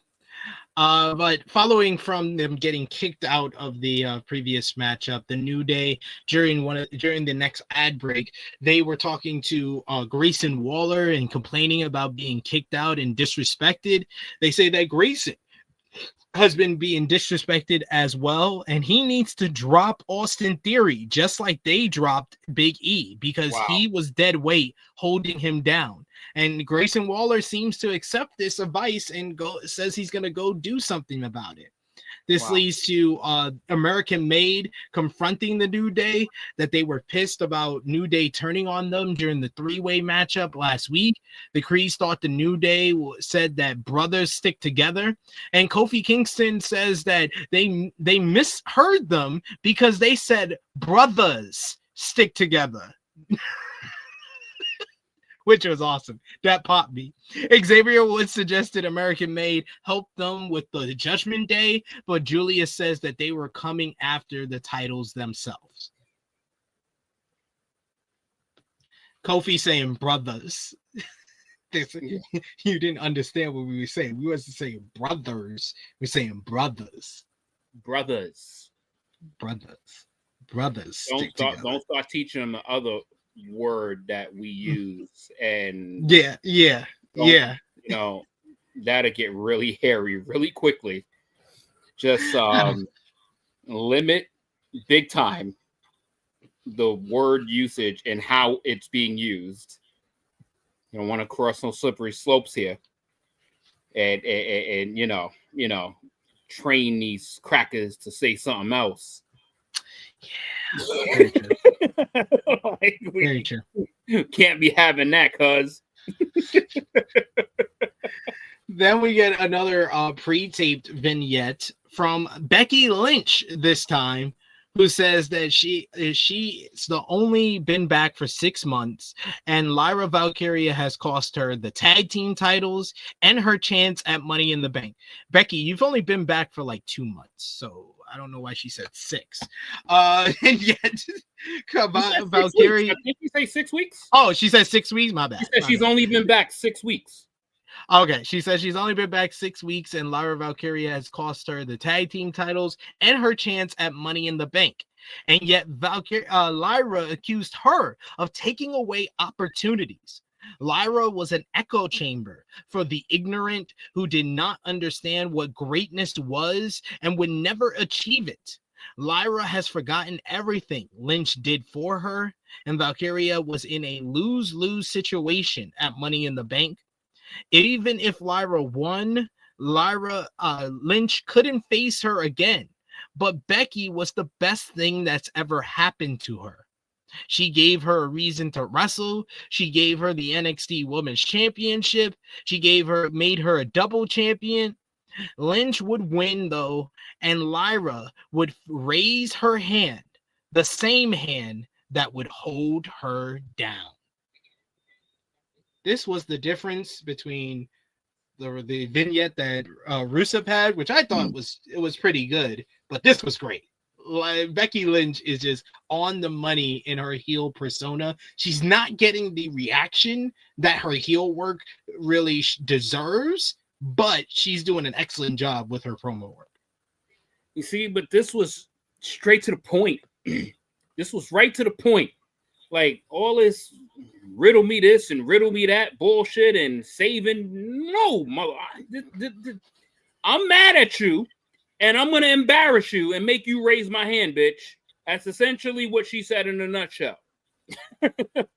So, but then, I love how this just comes along. And then you follow it along with what happens next. And guess what happened? She went to the ring, nigga. She went to the ring too. She did what Rusev can't, because next we get Lyra Valkyria coming down to the ring. She says that Becky Lynch is a coward for talking big backstage. Lyra called her out to the ring, and Becky showed up. Lynch was about to speak, but Lyra told her to shut up. Lyra called Becky delusional and said that her downfall needed to be studied. Lynch worked hard to get to the top, but only stayed there because she gave up being a good person. Lyra realized she needed to get angry, and now she was. No one has hurt her the way Lynch has, and now Becky has given her what she needed to beat her. Valkyria planned on beating the crap out of Becky to make sure she could never poison what it meant to be the Intercontinental Champion. Lyra was getting loud what chants as she spoke, which I hate when it's someone with an accent. It feels very racial. Lynch said Valkyria's perspective was poisoned. Becky knew Lyra just wanted a reason to hate her. Valkyria wanted to replace Becky, but nobody could do that. Lynch did not want to hurt Lyra. She wanted to make her better. But that's changed now, and Valkyria would have to raise her hand on Saturday because she would prove that she is better than her. Becky stormed out of the ring, so Lyra called her into the ring to have their match or give a preview of their Money in the Bank matchup to the fans in Tulsa, Oklahoma. Becky stormed back to the ring, but then stopped at ringside and says that she doesn't fight in Tulsa, so she would see her in Los Angeles. It's got to be a Lyra, though. Lyra storms after Becky, and they start brawling in the entranceway. There was officials come down and step in between them to separate them here, as Lyra is left very angry and trying to go after Becky here. I thought that this one was a little bit off. It wasn't as good as their promo exchange, in my opinion, from last week. I know Romeo had issue with Lyra's promo from last week, but I liked last week's promo and exchange a little bit better than this one. Becky was getting more noticeable cheers and a positive reaction more than Lyra. Lyra was getting primarily what chant, which she didn't get the week prior. That's why I liked the promo from last week. She was given an opportunity to speak on her own without Becky, and she didn't get the what chants. The fans were actually listening to her.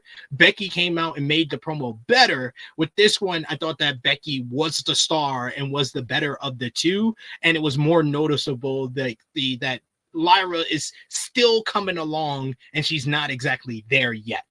What did you think? I think Lyra is well ahead of what people projected her to be. I think she has the fact that she has character in what she talks. Like she's developing that right in front of us. And I think that's a good thing. I think she, every promo isn't going to be the first time. So now that she's spoken a few times, now it start, she's got to get through that samey phase. Like she's kind of, saying very similar things and, but she's still saying it with conviction. She's still saying it with confidence and with a lot of passion. So it does her justice. And yeah, she did get a great reaction with the woos and through her entrance. Tulsa's they were a really good crowd all together. Like they were actually even into the fucking New Day match. To the War Raiders and Judgment Day. So they were just alive. They were alive. And obviously they have a reason to be very happy. They're about to go watch their Thunder smack up on the Pacers in a couple of days. So everybody's in a good mood right now. So they were a good crowd. So yeah, she did get a good reaction. I mean, Becky is doing her job. Like Becky is doing her part and lifting Lyra from what we in the beginning of this run considered very mediocre. And now it's got meaning. It's got a lot of meaning and it's drove a lot of passion from Lyra. And I love Becky's attitude. Like Becky is just like, I'm tired of this bitch. Like Becky is just like, yo, I just want to beat you and get this over with and just have you raise my hand and just move on. Like I'm over you, yo. I'm so overseeing you every week. So I'm liking that attitude. I like that. It's a good back and forth to me. I'm enjoying these two, man. Like I'm not like hating. I don't dislike it, but it ain't the best thing on TV. But it's nothing that's gonna ruin the show for me at all. Oh no, are you serious? We got breaking news. At first it was in the chat, and now I'm confirming it here. But yes, I think it is actually true. The New York Knicks. Yeah, is it true? The New York Knicks I just is fired. The ESPN alert. Yep. The New York Knicks have fired Tom Thibodeau. These fucking idiots. Sham wrote out the tweet saying the New York Knicks are relieving Tom Thibodeau of his duties as head coach. Sources tell ESPN. Thibodeau led the Knicks to their first Eastern Conference final in 25 years, made the playoffs in 4 or 5 years, and led the Knicks to consecutive 50-plus wins seasons for the first time since the 1990s. He was the longest coach for the Knicks since like the Jeff Van Gundy days. What the Knicks are gonna nick, yo. They're the TNA of NBA basketball. Yo.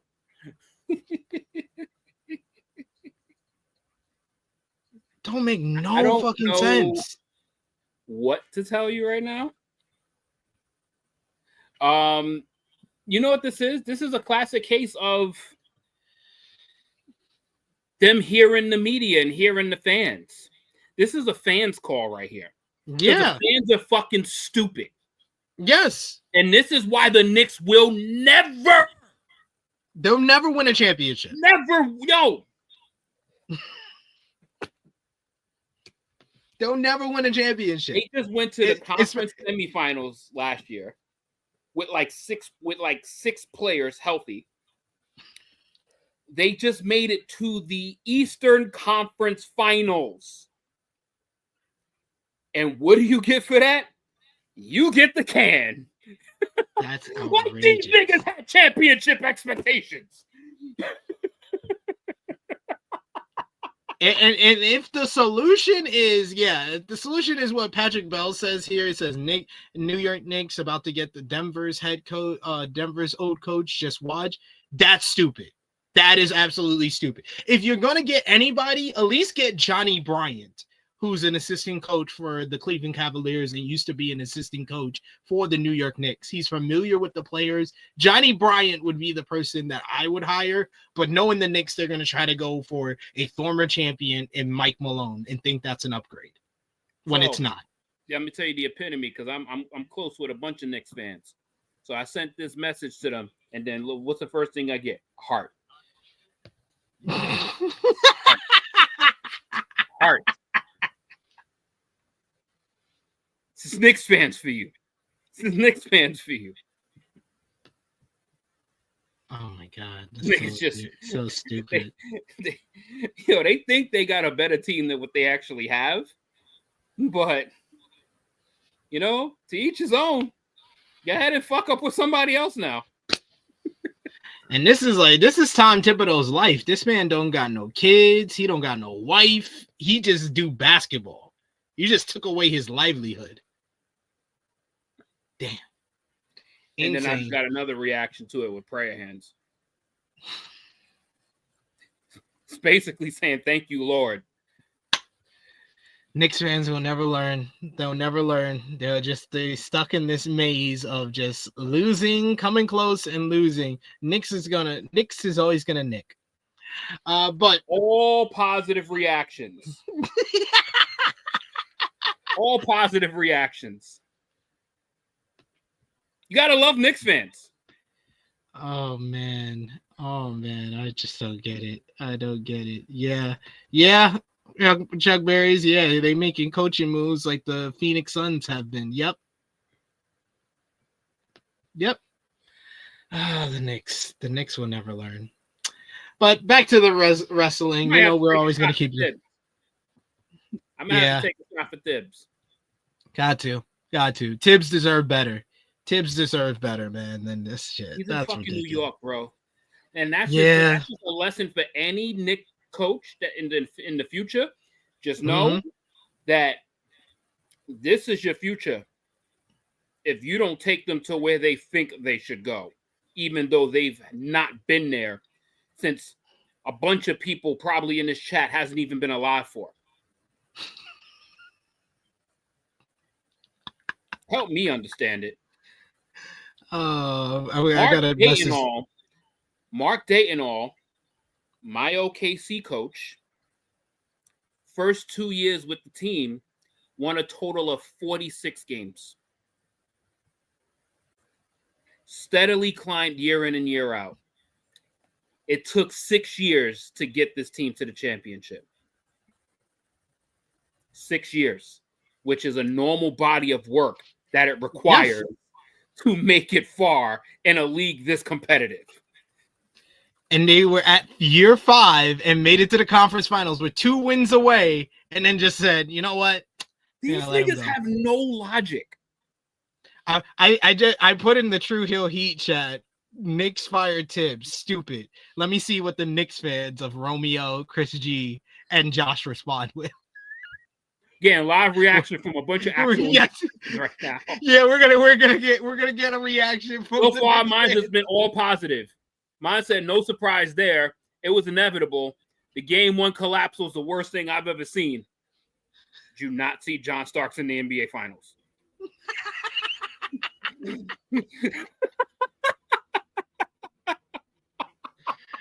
Oh man, Davion says Knicks fans want everything to happen now and ain't known to be patient. No, had shit in a quarter of a century. Exactly. And Frantic World, hell no. Why would the Lakers want Tom Thibodeau? I like Tom Thibodeau, but we're good with JJ Redick. JJ Redick outperformed in his rookie season as a coach. JJ Redick is fine. He's the future Pat Riley. They haven't even started building this team yet with JJ as the coach, with Luka Doncic at the helm. It's not even a discussion. Exactly. What we talking about here? Come on, man. Charles Smith missing like 4 layups under the rim. Let's go into the next matchup on Monday Night Raw last night. Gotta love. Yo, no matter what, if you want to laugh, if you want to laugh, introduce or become friends with a Knicks fan.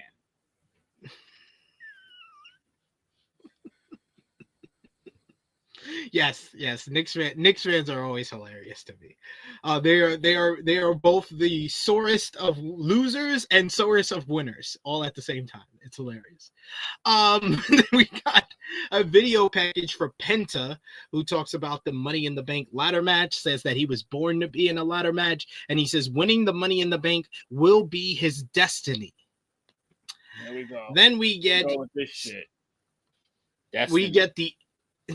We get the entrance of the night, Jap Guy JJ, as Jey Uso and Sami Zayn come out to a big reaction, typical big reaction for Jey Uso, as Sami is dancing to Jey's song through the crowd, and then they come into the ring, and during the ad break, Sami busts a move. Yo, this man was doing the walk it out. He was doing do the stanky leg. He was like, yo, he was killing it. He was fucking it up, yo. I was like, my man Sami is from the hood. He's from the hood of Canada. That boy got rhythm. Yo, you could tell Sami was having a good old time, yo. He was having the best time ever during this entrance. And this led to the Brons coming out to face them big time. I like the entrance for the Brons too, with Paul Heyman saying "Ladies and gentlemen," and then coming out, and then they remix Bronson Reed's theme into Braun Breaker's theme very nicely. And this led into a fun tag team matchup. The heels worked over Zayn until he hit a big time tornado DDT. Then Jey made the hot tag. He ran wild on Bron until Bron hit him with a gut buster. Bron went for a super spear, but Jey caught him with a super kick for a near fall. Jey put Bron in a sleeper hold, but Reed broke it up with a senton right to the back.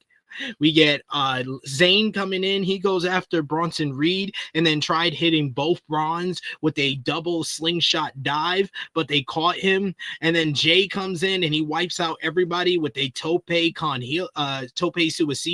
This match was just picking up and going to the third gear when out of nowhere, you know what it is, Top Guy JJ. It happens every week.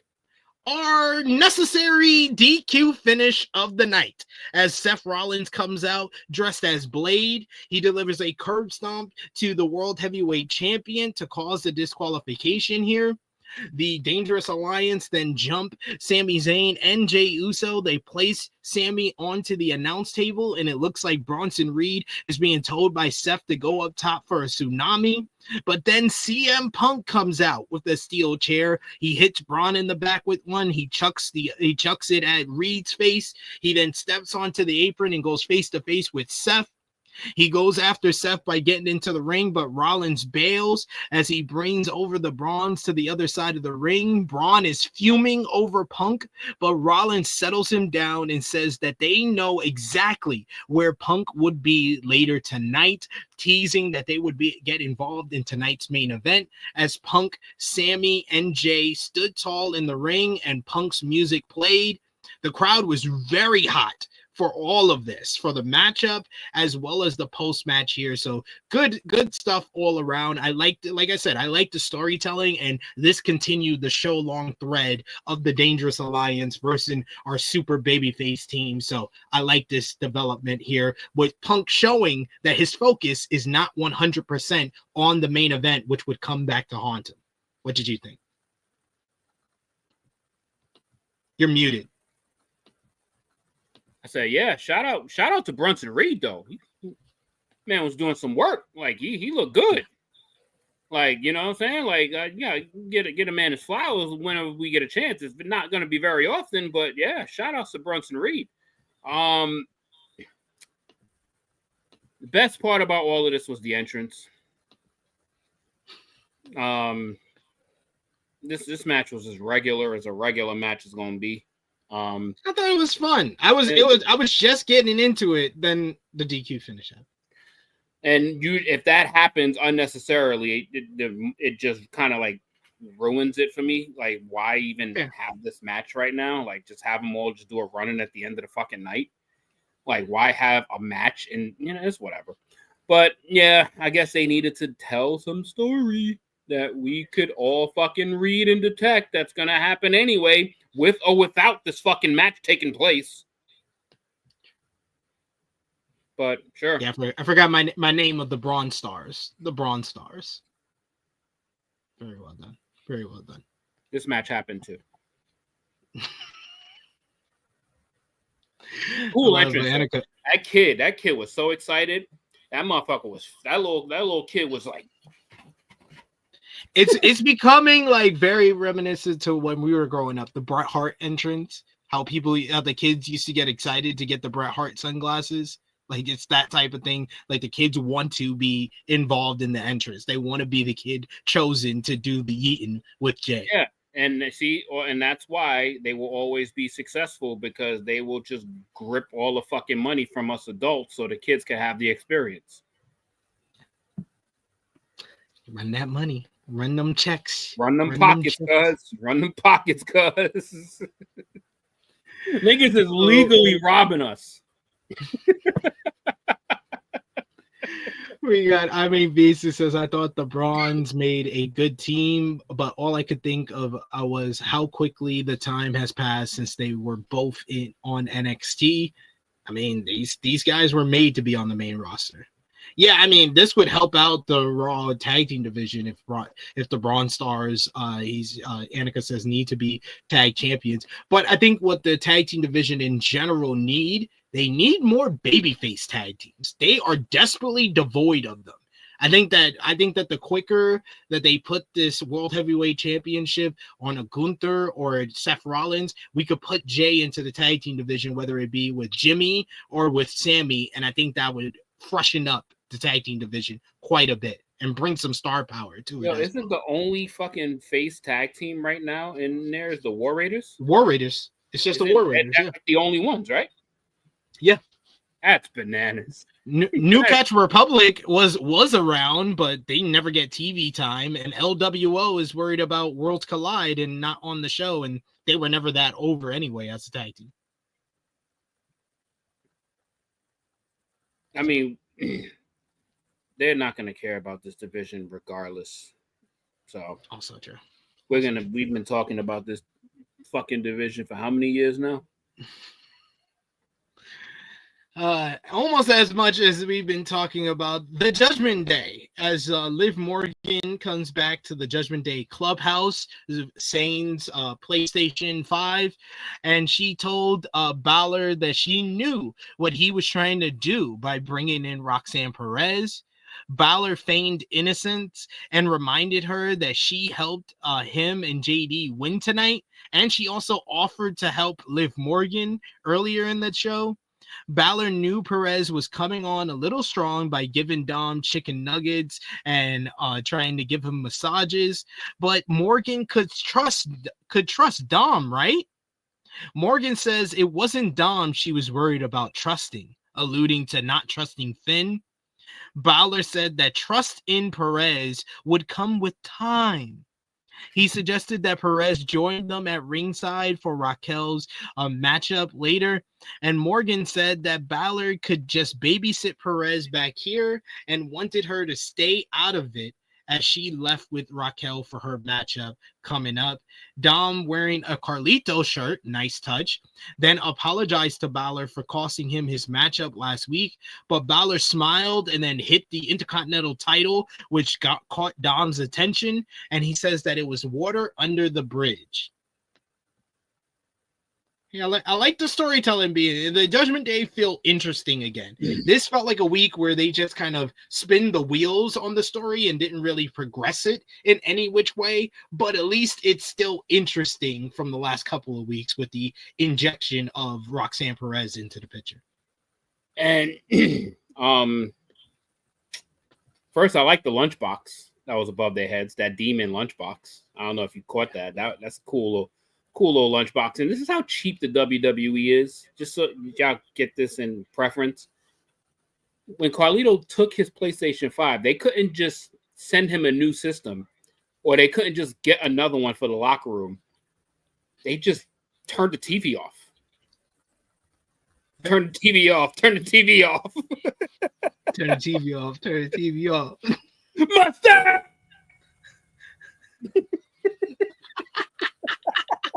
I love that you went so long. You went so loud that your mic tuned you out.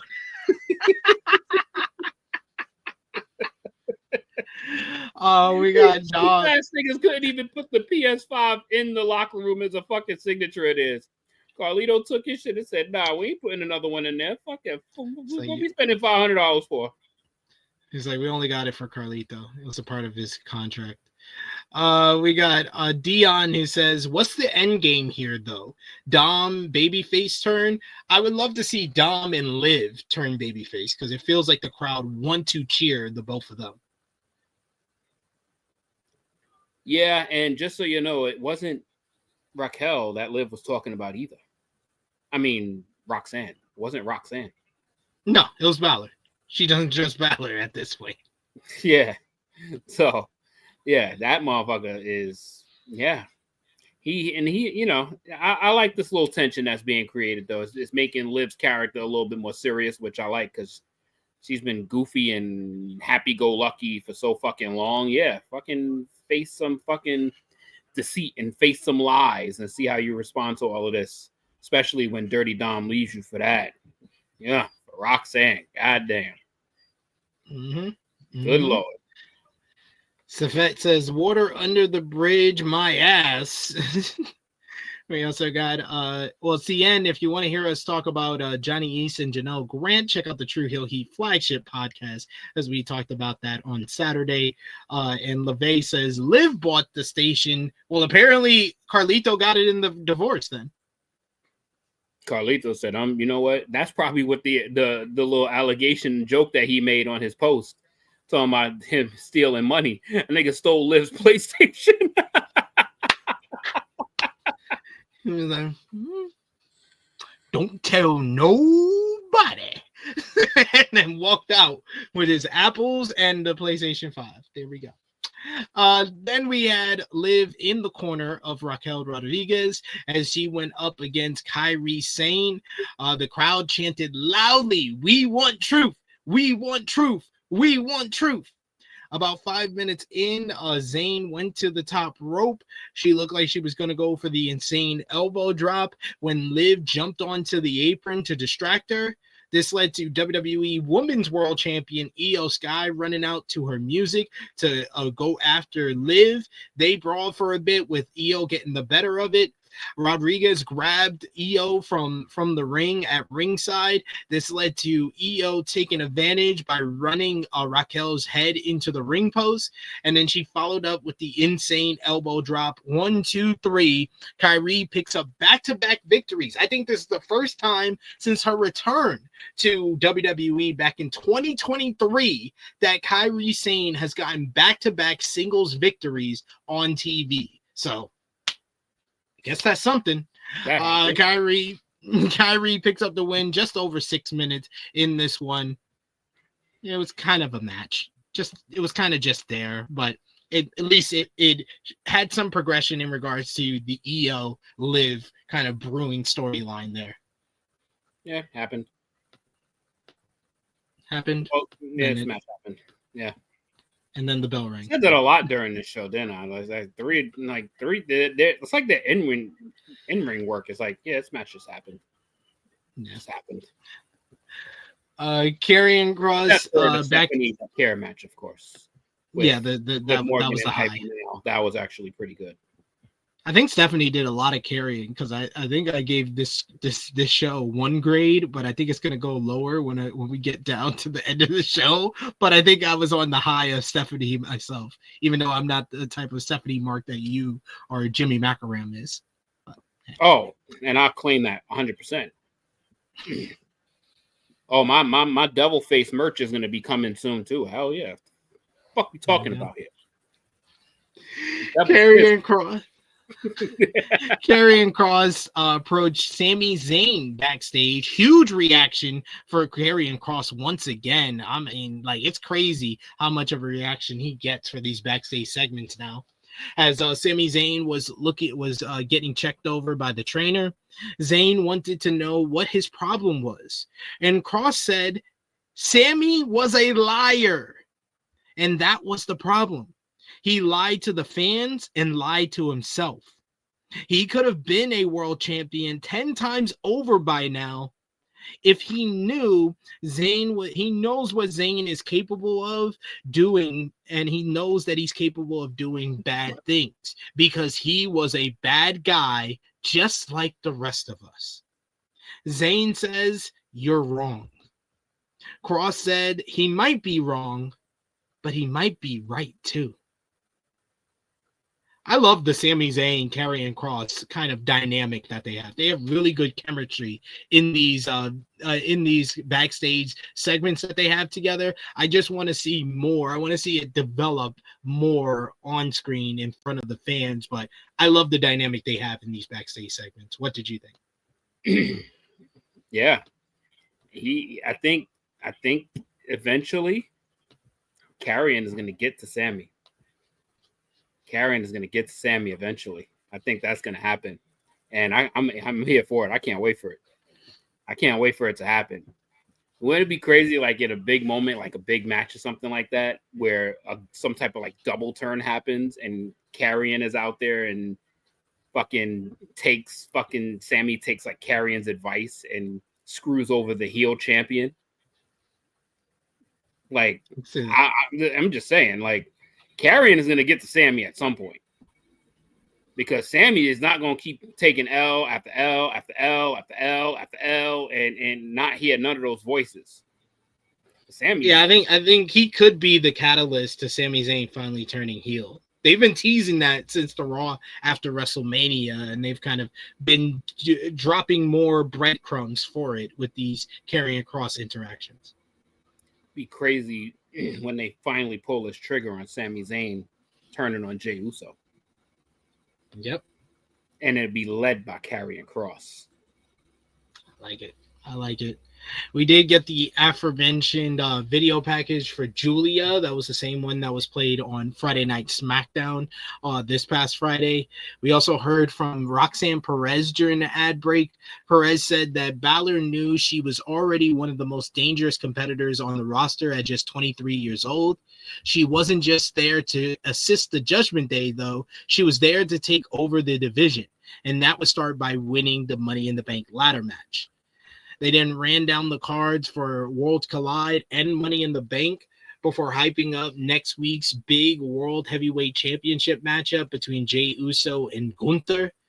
Then we get the video package for that, and then we get Gunther backstage. He approaches Jey Uso, who was sitting after the tag team match earlier. Gunther said that the world title was personal to him. So he appreciated the effort Jey put into being a great champion. But because he refused to think with his head instead of his heart, Gunther would take it back.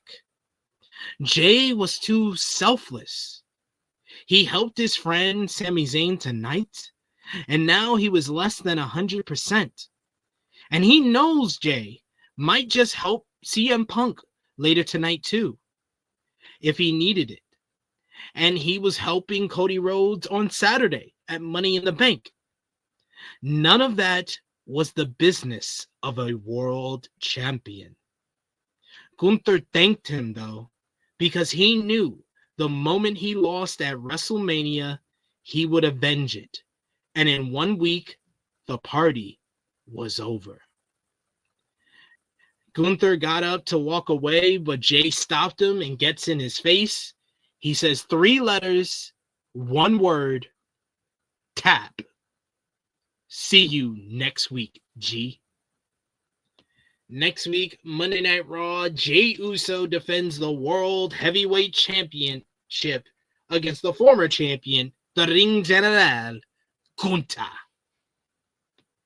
I thought this was a nice hype for the World Heavyweight Championship matchup. I really like the video package that they play. I like the interaction between Jey and Gunther. I like Gunther's approach going into the matchup, but it does feel like Gunther is not viewed as the same like overpowering ring general that he's been before. I mean, a lot of that had to do with how his World Heavyweight Championship run was booked, but I just don't look at him the same since the Pat McAfee matchup at Backlash.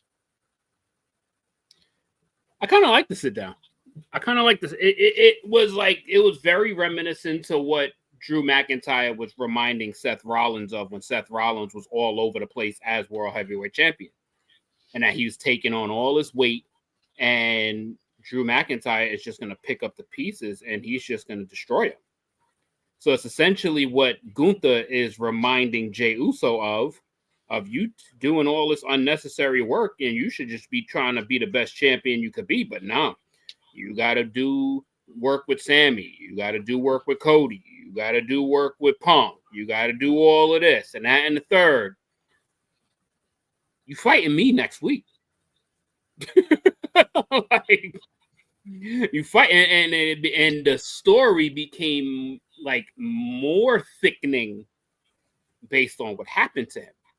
So it's like it makes the words weren't as heavy when they had to sit down, but they became louder as the night progressed.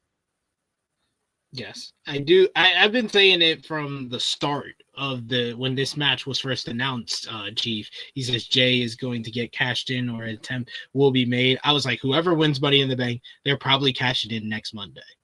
I've said that from the very beginning when this match was first introduced. I was like, that's the Monday after Money in the Bank. This was announced before Saturday night's main event. So yeah, I kind of said, okay, there's a reason why they're booking this on the Monday after Money in the Bank. It's probably because the Money in the Bank winner is going to cash in on this show.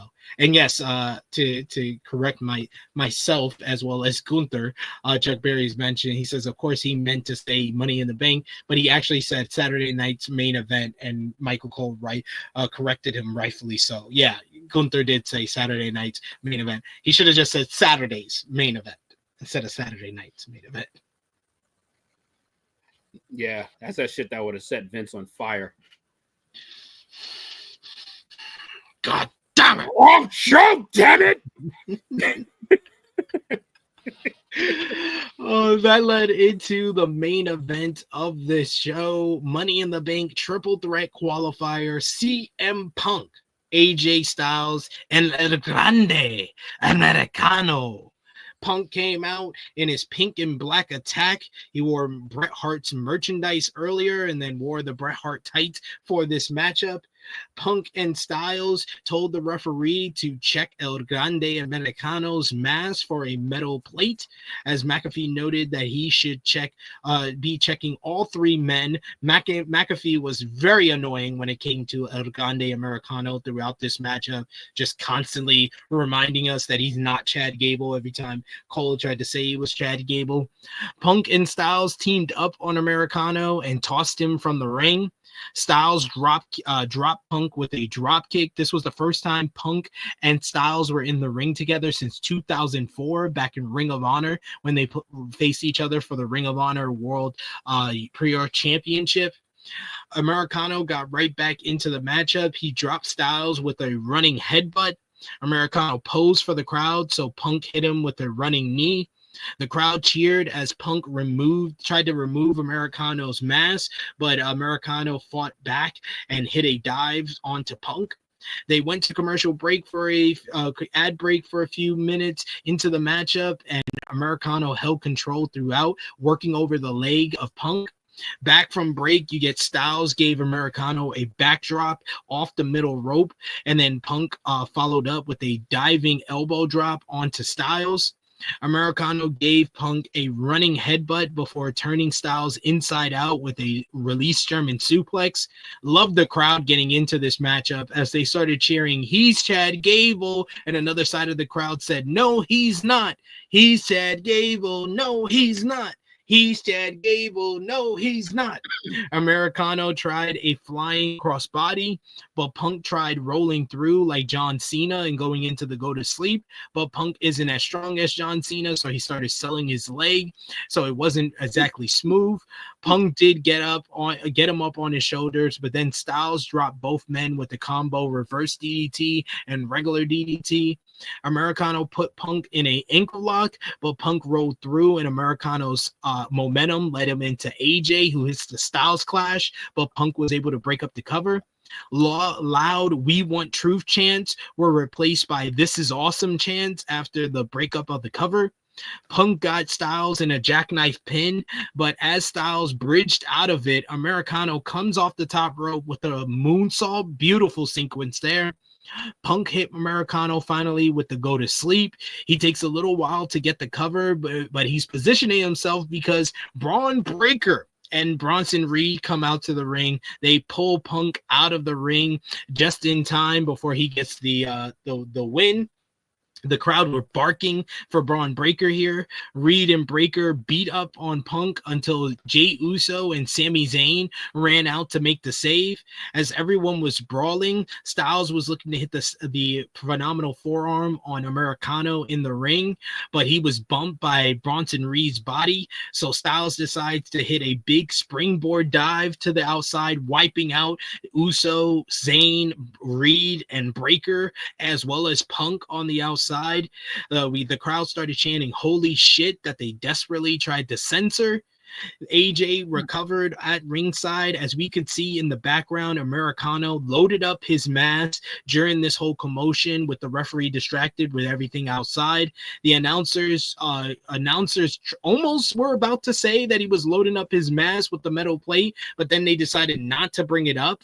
So then AJ goes for the phenomenal forearm, and Americano catches him in midair with the headbutt, with the loaded mask. 1, 2, 3. El Grande Americano with an upset win. He qualifies for the Money in the Bank ladder match. That means that Chad Gable will be in the main event of Worlds Collide, and then his alter ego will wrestle in the men's Money in the Bank ladder match, similar to Stephanie Vaquer. Seth Rollins runs down and attacks CM Punk after he goes after the Braun Stars. They brawled until Breaker spears Punk and lays him out. Zayn attacks Breaker, but the heels swarm him on a 3-on-1 beatdown, leading to Rollins hitting a stomp onto Zayn and then a stomp to Punk. Jey Uso enters the fray. He hits a super kick on Reed, but Breaker spears him, and then Rollins delivers a stomp, and then Bronson Reed comes off the top rope. He hits one tsunami, then Seth Rollins demands that he goes up to the top rope and hits a second one, so we get 2 namis. As Jey Uso is laid out ahead of the big tag team matchup where he teams with Cody Rhodes to versus John Cena and Logan Paul, as well as next week's World Heavyweight Championship matchup against Gunther, which means that Seth would have an opening to cash in Money in the Bank if he gets the job done this Saturday.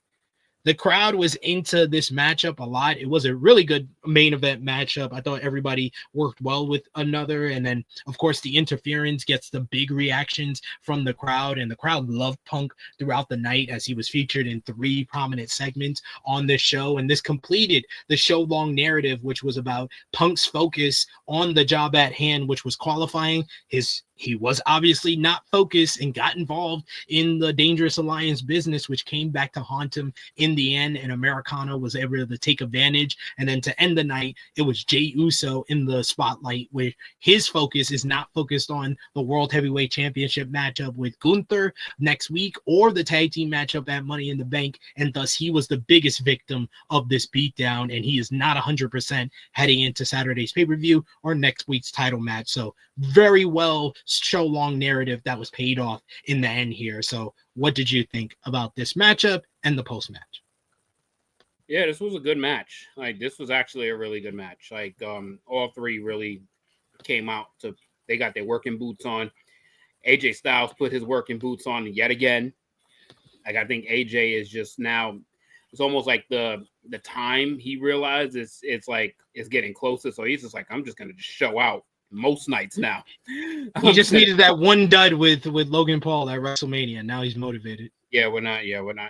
That's why I keep Logan Paul away from anybody that's good. But it was a really good match. I enjoyed this match a lot. Very, very surprised that they pulled the trigger and got Chad Gable in this match.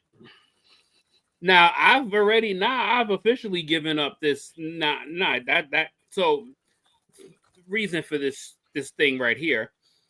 The motherfucker's boots had C fucking G on it. I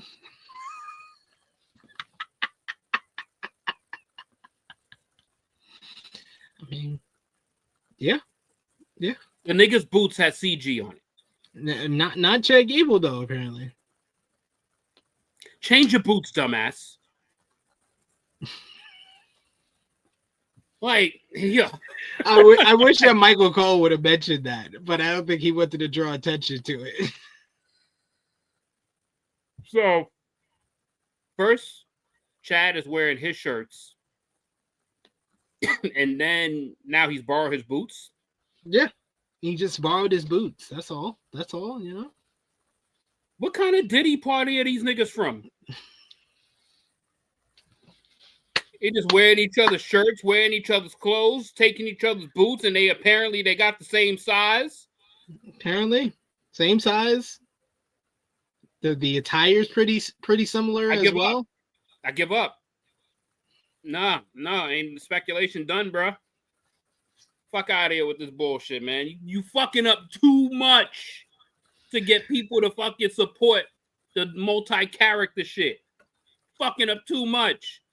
First, it started with the wrist on the tape wrist. The wrist on the fucking tape was the exact same. Then your obviously your fucking skin tone is literally 1-to-1 exact fucking match.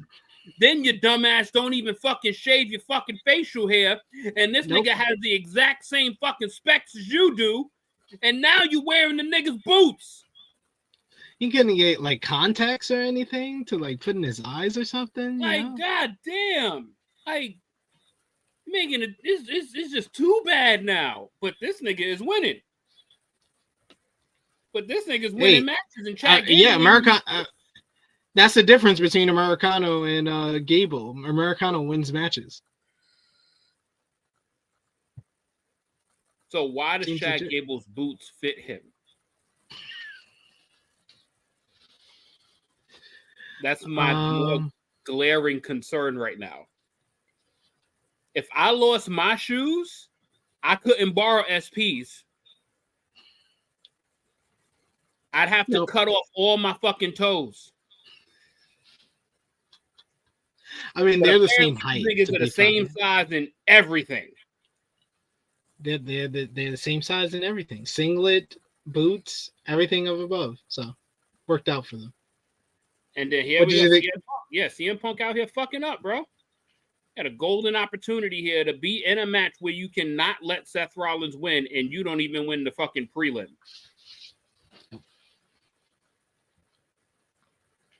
But Summer of Punk. Yeah. Right. The summer of getting punked. Hey, it happens. It happens. But yeah, they all deserve that beat down after that L. They all deserved it, especially Jey Uso. Should have focused. Should have been focused. He ain't got no business out there. He ain't got no business being out there, bro. None. But he want to get involved. He want to four letters, one word. Yeet. Right? Yeah, you got yeeted. The answer, Davion, he says, what do you guys think will be the 5th match at Money in the Bank? Davion, look back on all the premium live events from this year. A lot of them have had 4-match cards. Royal Rumble was a 4-match card. Elimination Chamber was a 4-match card. Yeah, WrestleMania was 7 matches each night, and I think Backlash was a 5-match card. But there's been were kind of like even pretty much. It's been 2 shows with 4 matches, and usually those 2 shows are ones that have key stipulation matches: the Royal Rumble, Elimination Chamber, and now Money in the Bank. Unless they add something on SmackDown, I think it might be a 4-match card again. Hey, I'm fine with that. Give me a 2-hour and 25-minute pay-per-view. I'm good with that. 2 hour and 25 minutes, where hour you get of wrestling, and then it's ads and entrances. Yo, they somehow turned a fucking 4-match card into a fucking 3-hour show. Because there ain't no way in hell they making any of these Money in the Bank matches 40 minutes each. They're gonna make it 30 minutes each. Yo, you know that Cody and fucking that tag match with Cody is gonna be like a half-hour solid. Oh, please don't. It better be a half hour with the entrances. Which means that the entrances are gonna be solid. The entrances are gonna be like 10 minutes.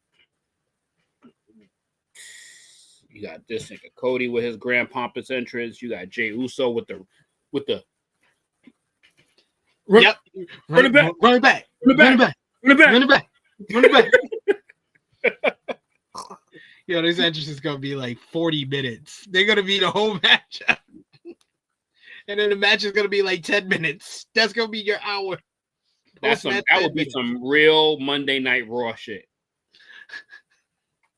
That would be some real Monday Night Raw shit. Especially if, oh my God, I didn't even realize on Saturday night's main event, bro, how them niggas just went straight full-blown commercials. Yeah. I hated that show without commercials was an hour. It was an hour with 5 matches on the card. Yo, those commercials was mad long, right? Yes. I was watching on YouTube and still had commercials. It was ridiculous. Hey, it's what we getting. I'll take your $5,000 now. Thank you. Please and thank you. So who do you got winning the men's Money in the Bank ladder match? It is Seth Rollins, Solo Sikoa, LA Knight, Andrade, Penta, and I already said Seth Rollins. Who's the other one? El Grande Americano. Bro, this match might be ass. I think Americano and Andrade, Penta, and Seth will make sure it's not ass. All right, Andrade's not winning. Grande's not winning. Solo ain't winning. So we down to LA Knight, Seth Rollins, and I don't think Penta's winning. Oh, Penta. Yeah, that takes Penta out too. So it's between LA Knight and Seth Rollins. I think LA Knight's gonna win. I've gotten like Rick Ucchino was the first one who told me that this morning. He was like he thinks that LA Knight's gonna win because it's like now or never with him. I think to me, him winning feels Seth like Rollins is just gonna politic his way into fucking title matches anyway. Yeah, but I feel like LA Knight winning is like too little, too late. He's not as over as he was the last 2 years going into Money in the Bank. It would feel like too little, too late in regards to that. And to me personally, I'm not saying that I'm like eliminating it from a possibility. I think it is a strong possibility that he could win. I feel like Seth Rollins feels too predictable at this point. And it would be another kind of wasted Money in the Bank win where you're giving it to guys who are already established main eventers like you did last year with Drew McIntyre, where the Money in the Bank briefcase was just basically a prop in the feud with CM Punk. And now this would be a prop in a feud with CM Punk if Seth wins it. I feel like Solo Sikoa has the most interesting story, but because of that story, I don't think he's going to win. Because I think it would be interesting for him because the bloodline is the best thing going on SmackDown right now. And him winning the Money in the Bank would give him something that he can go after Jey Uso and cash in on his brother. He's trying to bring Jimmy Uso into the team. He can cash in on Jey and be like, hey, you didn't come out to celebrate with me like you did our other brother. You should be joining me. You're supporting Jey. How about you support me as World Heavyweight Champion? And it would provide more spotlight to that story that I think is the best thing going on SmackDown. Even though I will say, Solo, you don't believe a word you just said. No, I'm saying Solo to many people. To many people, y'all might not think he's ready, but he's a lot more comfortable in his own skin than he was last year at this time. I love Solo Sikoa. Think he's hilarious, and I think he has the best story if he was to win the Money in the Bank briefcase. I don't know what the story would be with LA Knight as Money in the Bank winner. I think this is going to be a year of a failed cash-in. Ooh. I think they're gonna fail. I think they're gonna fail this one again because I don't see LA Knight challenging motherfucking Jey Uso for whatever reason. There's nothing there for that. Yeah, and him, yeah, he might fail trying to take it from John Cena, which basically John Cena has a lot of fucking bulletproof fucking windows when it comes to people cashing in their briefcases on him. So also true. He's had multiple failed winners, and he himself failed as a winner. That would make sense. That would make sense. And the women's Money in the Bank you got. That one. The women's Money in the Bank is Stephanie Vaquer, Roxanne Perez, Julia, Alexa Bliss, Rhea Ripley, and Naomi. I, as much of a Stephanie Glazer as I am, I don't think she's going to need a briefcase to become what she's going to become. So no. She ain't winning. She ain't winning. Naomi ain't winning. What? Alexa Bliss is going to have a chance. No. Alexa Bliss and Rhea Ripley don't need this Money in the Bank. And that's Alexa what I'm saying. Bliss won Money in the Bank. But she's not going to win. Rhea Ripley is there for star power. She ain't winning either. So to me, that would bring it down to Julia and Roxanne. I think that you're underestimating Naomi. I think it's Naomi or Roxanne to me, because Julia's already teased she's going after the US championship because she beat Zelina Vega in the qualifying matchup. So I think that's going to be her pathway. I think Roxanne Perez has an interesting story where she could say she's bringing the Money in the Bank back to the Judgment Day, and that can be her way into the group. And then Naomi, I think because she has this crazed character and she's the best character in the women's division right now, I think that would make a lot of sense too. But I would say I'm going to actually go with Naomi. I'm going to go with Naomi. I'm going to go Roxanne. So we got two different. See, I feel like the options are much better for the women than they are for the men. Yes, they are, because I think either way, either winner is going to be whack for the men. Yeah. Like, I don't see a good outcome for any of the men's Money in the Bank winners. Imagine Solo Sikoa holding that briefcase. Oh, God. I couldn't even imagine. Great. It would be great. I can't wait. Solo for the win. Now I want it to happen even more. Let's go, Solo. Let's go, Solo. That's going to be me on Saturday. Let's go, Solo. Can't wait. Can't wait. Solo. You can do it, Solo. I believe you. Solo is trash can water. Hater. Look at him hating on my boy, Solo. But let us know in the chat. I love you, Solo! I love you, Solo. But let us know in the chat what you thought about last night's Monday Night Raw. Final call for super chat donations. Whether you gave the show a thumbs up, thumbs down, thumbs in the middle. Out of 10, what did you give the show? Who was your MVP and LVP of the night? Let us know in the live chat as well. For me and Top Guy JJ, for the June 2nd, 2025 edition of WWE Raw in 3, 2, 1. Thumbs up across the board from both of us. Before we give our out of 10, we've been putting up these polls on our community tab where you can vote and give your thoughts on what you think about Monday Night Raw. And we got 29 votes already. And with 48% of the vote, 7 through 8. So it seems like most of the people who voted gave it either a 7 or an 8 or a 7.5 out of 10. JJ, out of 10, what did you give last night's show? I'm gonna go 7.25. I'm gonna go 7.25. Like it was solid. It was good, but nothing great like came out of this show. Except seeing Stephanie twice, not just through video and through her in ring.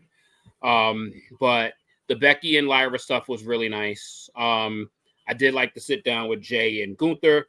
The triple threat women's match was really good, as well as the men's. And there was a lot of shit in the middle that was a lot of filler. So like the highs were really good, but then there was a lot of mid shit. So I'll go 7.25. Yeah, I'm gonna go 7.5. I'll go 7.5 for this week's show. Some really good stuff. I think the primary two stories going on Monday Night Raw, which is the Dangerous Alliance versus Punk, Sami, and Jey, and then Jey going with Gunther. That whole main event scene is really well done, and it was a nice show-long thread throughout this episode. And then the Judgment Day storyline, I think those two are very interesting and intriguing and compelling that keep me on the up on this show as of late. So they've been the real strength, and the women's division firing on all cylinders. But the tag team division is like the exact opposite of that. It's cold as hell, and I have no interest in it.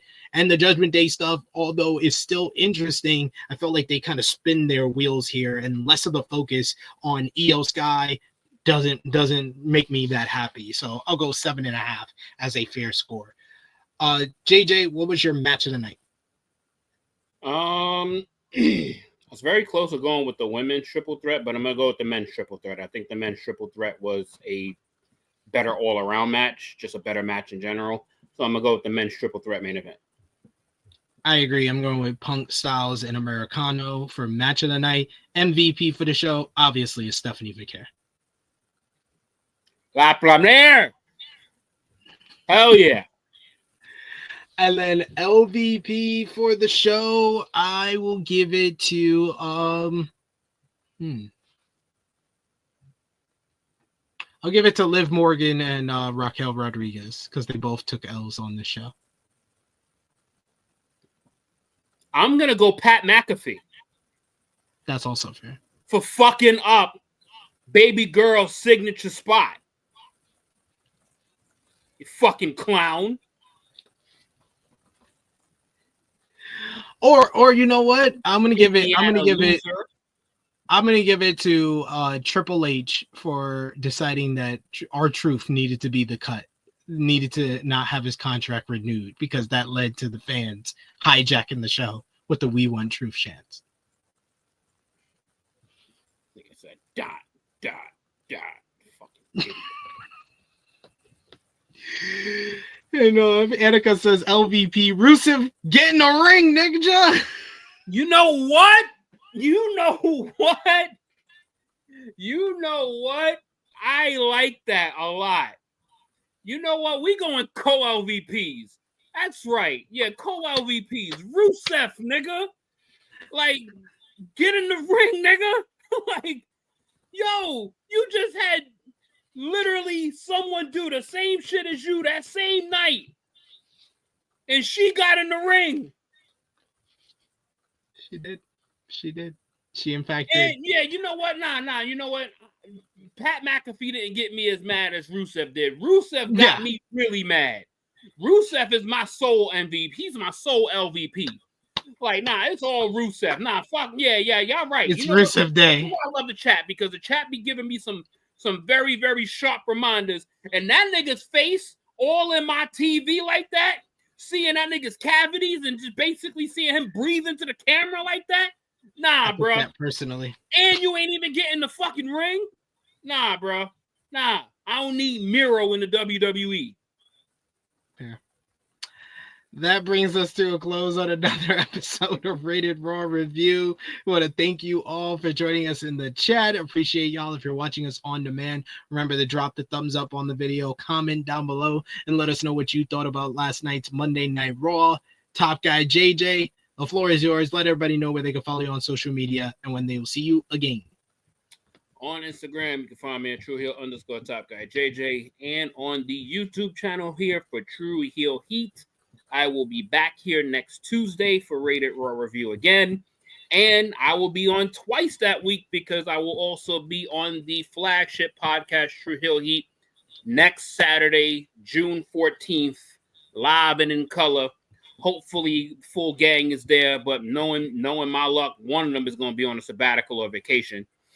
So, you know. But next Tuesday and next Saturday, you can catch me again on the True Heel Heat YouTube channel. Indeed. You can follow me on the Twitter machine at TrueHillSP3. Follow the gang, Facebook, Twitter, Instagram, TikTok at True Heel Heat. Patreon.com/True Heel Heat. $3 a month gets you exclusive content. The best way to support us when we are not live here.